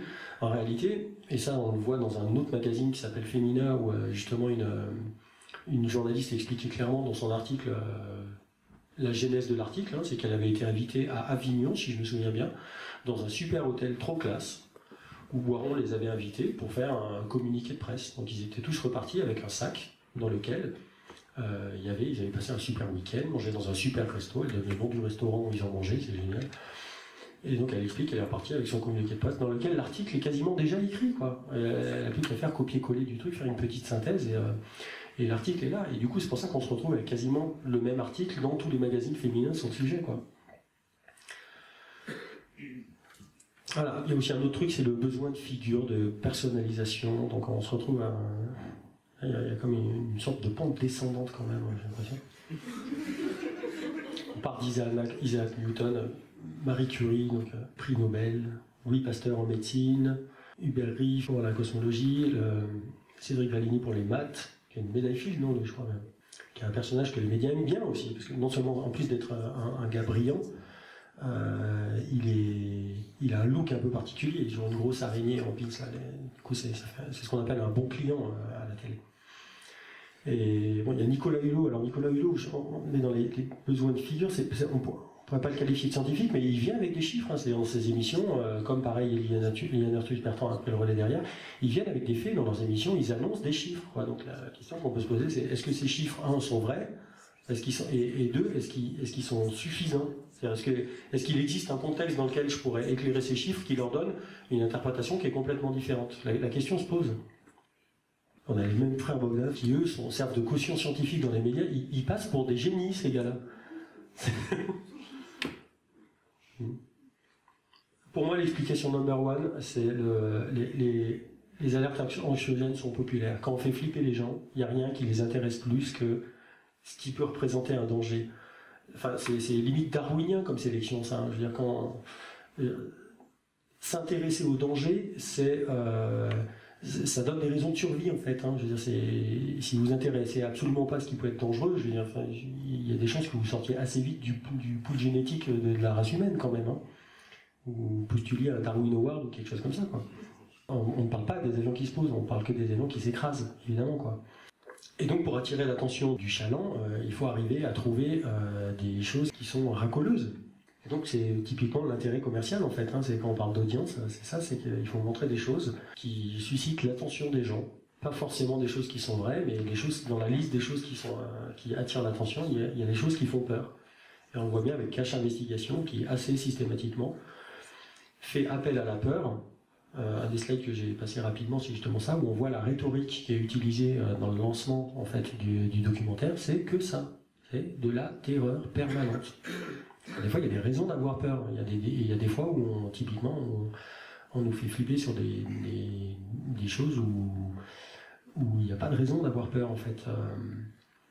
Et on fait sonner cette alarme en permanence parce qu'on sait que ça marche, quoi. Il y a un argument que j'entends aussi très souvent chez les journalistes quand on en discute avec eux, en fait, c'est le public est idiot, donc il faut simplifier. Voilà. Donc on va dire par exemple les OGM plutôt que de dire le maïs NK603. Alors le problème quand on dit ça, c'est que dire les OGM, ça ne veut pas dire grand-chose en réalité. C'est comme dire les poudres blanches, vous voyez. OGM, ça veut dire organisme génétiquement modifié. Hein. Ça induit rien sur le type de modification génétique qui a été fait. Quand vous dites les poudres blanches, si vous dites les poudres blanches sont dangereuses, vous dites, attendez, de quoi on parle là? On parle de farine, de cocaïne, de lessive, vous voyez, de sucre. Il n'y a pas de propriété intrinsèque aux OGM. Il y en a un qui peut être super bien, comme il y en a un autre qui peut être absolument dangereux. Donc on n'a pas d'autre choix que d'évaluer individuellement les produits. Il y a un besoin de sensationnel aussi. On voit en fait souvent les gens qui font les titres, notamment par exemple sur Science et Vie ou ce genre de trucs, quand on contacte les journalistes en leur disant ton article il est pas complètement mauvais, mais c'est qui a choisi le titre là qui est sur la couverture, parce que c'est n'importe quoi. C'est un résumé qui est scandaleux, quoi, qui frise la peau de chagrin. On voit le titre qui est absolument fantastique, on lit le chapeau de l'article, on dit ah bah ouais, les prétentions sont un peu... Et puis quand on lit l'article, il reste plus rien. Je dis mais qui a fait le titre? En réalité, celui qui fait le titre, c'est pas le journaliste, hein. C'est le directeur de rédac. Et donc les journalistes, ils ont à assumer un titre, je veux dire qu'ils n'ont pas fait, quoi. Donc, et c'est souvent des trucs qui sont hyper sensationnalistes, quoi. La particule de Dieu, quoi, des trucs comme ça. Dès qu'il y a un truc qui se passe au CERN, c'est... et puis il y a des contraintes éditoriales aussi, il y a des choix de sujets, et puis il y a des figures qui sont imposées. Il y a des figures qui sont imposées, où par exemple dans le cahier des charges de la production qui va faire l'émission, où il y a des choses que vous êtes obligé de faire parce que c'est dans le cahier des charges. Moi je me suis retrouvé à faire un documentaire sur le paranormal, où alors qu'on avait fini l'interview et que tout était réglé, le caméraman il sort une grue, vous voyez ce que c'est les trucs là, c'est une sorte de trépied sur lequel il y a un long bras avec la caméra qui est au bout. Il dit oui, on va faire des plans en extérieur parce que maintenant qu'on a fini l'interview, pendant que tu vas arriver, il y aura une voix off qui explique qui t'es, et donc on a besoin de faire ce truc là. Et autant l'interview a duré 3/4 d'heure, autant on a fait des plans de coupe pendant à peu près 1h30. Donc moi qui rentre dans l'appartement, moi qui sonne à la porte, moi qui sors de l'ascenseur, moi qui est en train de monter dans l'ascenseur, moi qui rentre dans l'ascenseur, je dis les gars, on va aller jusqu'où là? Vous allez me filmer en train de monter dans le train à Grenoble pour venir à Paris. Et donc ils ont sorti et je leur ai demandé mais pourquoi vous sortez une grue? Vous pouvez pas faire un plan dans le cahier des charges de l'émission, il faut qu'on ait des plans avec la caméra qui vole, qui fait. Donc voilà, c'est dans le cahier des charges. Et typiquement, dans Cache Investigation, dans le cahier des charges, vous avez la confrontation qui est l'exercice où Élise Lucet va se pointer dans une assemblée pour mettre le mec mal à l'aise, lui mettre le nez dans le caca en disant ah regardez le papier. Effet Canada Dry. Donc c'est quand on nous vend un truc qui ressemble à de la science, hein, mais qui n'en est pas. Donc on utilise du vocabulaire scientifique. Bon, il y en a plein des trucs comme ça. Je vous invite à regarder, il y a un Richard, mon voisin du Cortex, qui donne les cours d'esprit critique à la fac, qui a fait une thèse sur le sujet. Donc il est des sciences. Il y a 300 pages sur le sujet. Hein. Donc c'est une mine. Donc, je voulais pour finir faire 2-3 propositions. En premier lieu, aux journalistes. Pour dire que si, contrairement quand on me dit oui mais les journalistes, vous savez, les sujets scientifiques c'est particulièrement difficile à traiter, donc bah oui des fois on dit des bêtises, mais bon c'est compliqué, donc il faut simplifier. Ben non, c'est possible d'expliquer des choses qui sont très compliquées et sans dire de bêtises. Il suffit qu'il y ait un exemple pour montrer que c'est vrai. France 3 l'a fait dans l'émission C'est pas sorcier. Ils expliquaient des trucs qui étaient extrêmement compliqués. Ils expliquent par exemple comment est-ce qu'on construit un transistor sur du silicium. Et ils le font sans dire de bêtises, et ils le font bien avec des petites maquettes et une émission qui est relativement bonne. Ils disent très peu de monstrueuses bêtises dans cette émission comparé à ce qu'on voit ailleurs. Donc le contenu scientifique est à saluer, manque de pôle, l'émission n'existe plus, elle a été terminée. Journaliste scientifique, c'est une spécialité. Hein. Il faut comprendre que les journalistes, c'est souvent des pigistes. Il y en a qui bossent sur une émission, ils bossent plus sur la même émission le lendemain. Ils changent de. Moi, il y a des journalistes que j'ai croisés sur 3 types de plateaux différents parce qu'ils changent tellement souvent d'émissions qu'il y a très peu de pérennité en fait dans le métier. Et donc ils se retrouvent à traiter des sujets scientifiques alors que la veille ils faisaient les chiens écrasés ou le sport. Voilà. Et c'est pas suffisant d'exploser la controverse. Donc, mettre deux gens qui sont pas d'accord l'un en face de l'autre, c'est pas suffisant. Il faut se poser la question de savoir s'il y a une chose qui est plus vraie que l'autre, et dans ce cas, arriver à pondérer en fonction de ça. Et surtout, quand il y a des chercheurs qui sont compétents, n'hésitez pas à leur faire relire leur article. Si vous avez pondu un article sur le sujet et que vous n'êtes pas sûr de ce que vous avez dit ou d'avoir résumé de manière pertinente le fond du propos de la personne que vous avez interviewée, donnez-lui votre article et demandez-lui si ce que vous avez résumé correspond à ce qu'il avait dans la tête. Petite proposition aux scientifiques aussi, sortez de vos labos, n'hésitez pas à communiquer auprès du public. Chose qui est, si on le fait juste à la fête de la science, c'est un peu dommage quand même. Au lieu de se plaindre en disant les journalistes ils font mal leur boulot, si vous pensez que vous pouvez faire mieux qu'eux, proposez des dossiers de presse où déjà vous avez fait vous-même la synthèse pour que les raccourcis ne soient pas des raccourcis. Si vous devez trouver un parallèle, une image qui vienne expliquer votre étude, l'image, autant que ce soit vous qui la choisissiez et pas lui. Au public qui est versé en sciences, quand vous levez quelque chose qui est absolument scandaleux dans une revue où ils disent n'importe quoi, écrivez à la rédac en leur disant que vous trouvez ça nul. Parce que le truc, c'est qu'ils les lisent, ces commentaires-là. Et quand, juste après avoir publié un article, ils se reçoivent une salve de 20 commentaires critiques qui les fait passer pour des ânes, le coup suivant, en conférence de rédaction, ils y réfléchissent à deux fois en fait. Et au public le plus candide, méfiez-vous des découvertes qui sont miraculeuses, des propos qui sont anxiogènes ou des sujets qui sont super polémiques. Et on va en finir là, je pense. Cherchez des infos critiques qui ne vont pas dans votre sens. C'est-à-dire si vous êtes super attaché à un sujet, demandez-vous, tapez les mêmes mots-clés que vous avez l'habitude de taper et rajoutez derrière critique. Pour voir ce que les gens qui ne sont pas d'accord avec vous, qu'est-ce qu'ils en pensent, parce que des fois ils ont des arguments qui sont pertinents, les gens qui ne sont pas d'accord avec vous. Voilà, et pour finir, donc quelques ressources, il y a l'AFIS, l'Association française pour l'information scientifique, le Cortex, également le site de l'Observatoire zététique et Acrimed, Action critique des médias. Je vous remercie.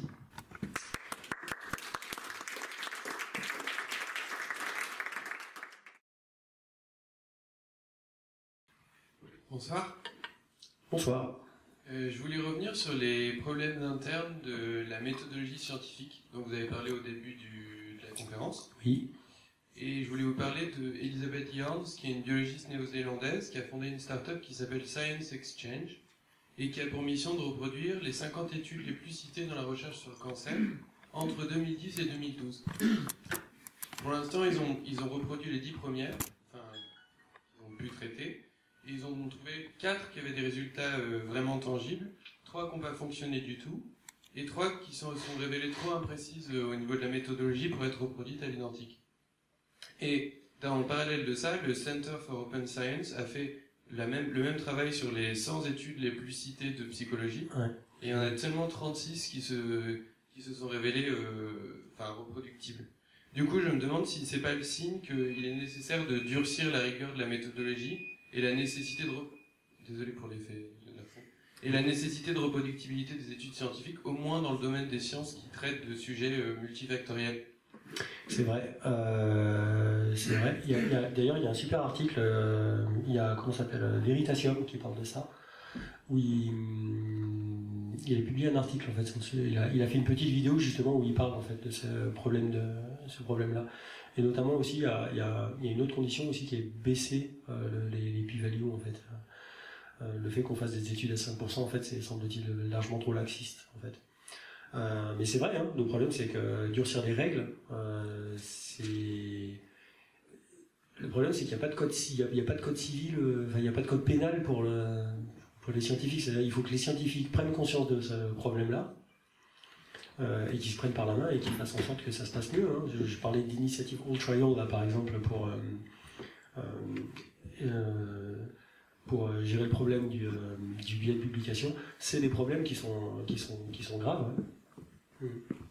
Et le problème de réplication, moi je trouve un des problèmes les plus graves aussi, c'est le fait qu'on ne publie pas les échecs, quoi. Ça c'est vraiment un drame. Et c'est en train de basculer. All Trial, ils ont fait un boulot hallucinant. Et là, au niveau Mais il ne faut pas lâcher l'affaire en fait. Hein. Et ils n'arrêtent pas de le dire aussi, Altschwager. Il ne faut pas lâcher l'affaire. Ils sont en train de faire basculer justement les pratiques du côté de la Commission européenne en fait. Pour forcer, par exemple, la déclaration préalable des expériences. C'est-à-dire, si vous voulez publier, vous devez faire une déclaration préalable du test que vous entendez faire.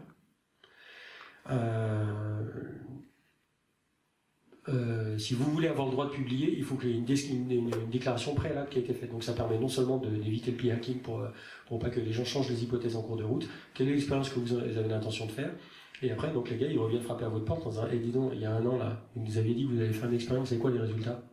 Ah mais ça va pas marcher. Bah ouais, ça va pas marcher, mais il faut le publier que ça n'avait pas marché quoi. Il faut garder le pas dans le tiroir, voilà. Et donc l'idée c'était de faire ça. Et le groupe Cochrane, en fait, c'est ce qu'il faisait. Le truc, c'est là où il y a eu tricherie, en fait, c'est que il y a plein d'éditeurs qui s'étaient engagés à faire ça, à ne pas publier des papiers qui n'avaient pas fait l'objet d'une déclaration préalable. Dans les faits, ils ne l'ont pas fait. Je pense que oui, peut-être les autorités européennes devraient, en fait, trancher le sujet et rendre obligatoire les déclarations préalables pour s'assurer que non seulement il n'y a pas d'effet tiroir, limiter le p-hacking et ce genre de choses, quoi. Oui, bonjour. Mais il n'y a plus d'argent pour faire des recherches, pour faire des études comme ça.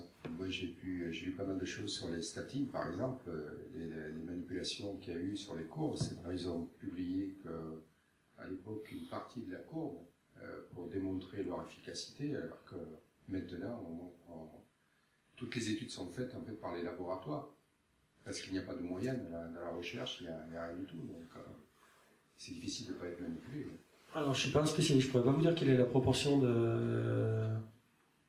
En même temps, j'ai envie de dire, c'est quoi une recherche indépendante? Vous voyez, typiquement, l'expérience du CRIGEN, ils expliquent que c'est un laboratoire indépendant. En réalité, ils ont été financés par la grande distribution, ils le disent dans le truc. Donc, c'est à partir de quel moment c'est indépendant, je sais pas. Et je sais pas, par exemple, quelle est la proportion de laboratoires, de public dans les laboratoires universitaires versus l'industrie sur un produit.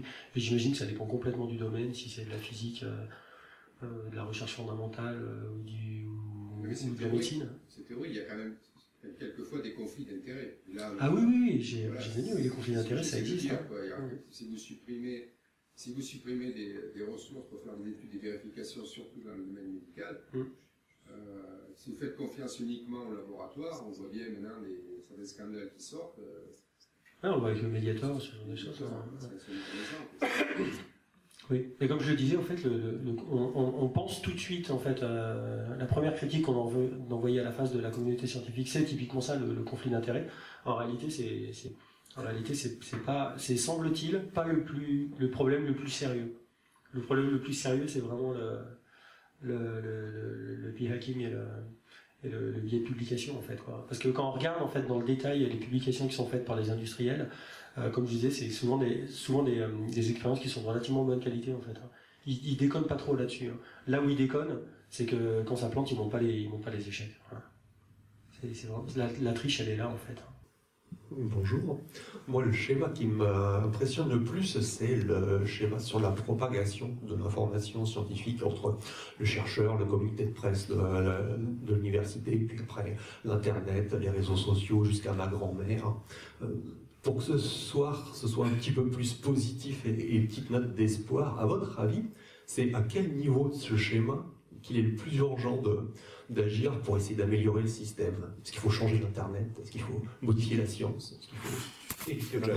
Mais si on faisait ça, je pense que même si les études étaient parfaitement rigoureuses, je veux dire, outre-critique, même si on part du principe qu'au tout début de la chaîne, là, on a déjà quelque chose de nickel, ça n'empêcherait pas toute cette chaîne de partir en sucette. Hein. Donc le problème, il est moins là que dans la dégradation des éléments au cours de la chaîne. Hein. Je veux dire, tout est fait pour amplifier la psychose chez les gens. Hein. Je vous donner un exemple, on parle dans les médias, on parle d'électrosensibilité. L'électrosensibilité, c'est une maladie qui n'existe pas. Hein. Il n'y a pas un test en double aveugle qui montrait que quelqu'un pouvait être sensible au champ électromagnétique. Par contre, c'est une réelle pathologie. Il y a des gens, quand vous leur montrez une antenne, ils développent des symptômes, pour de vrai.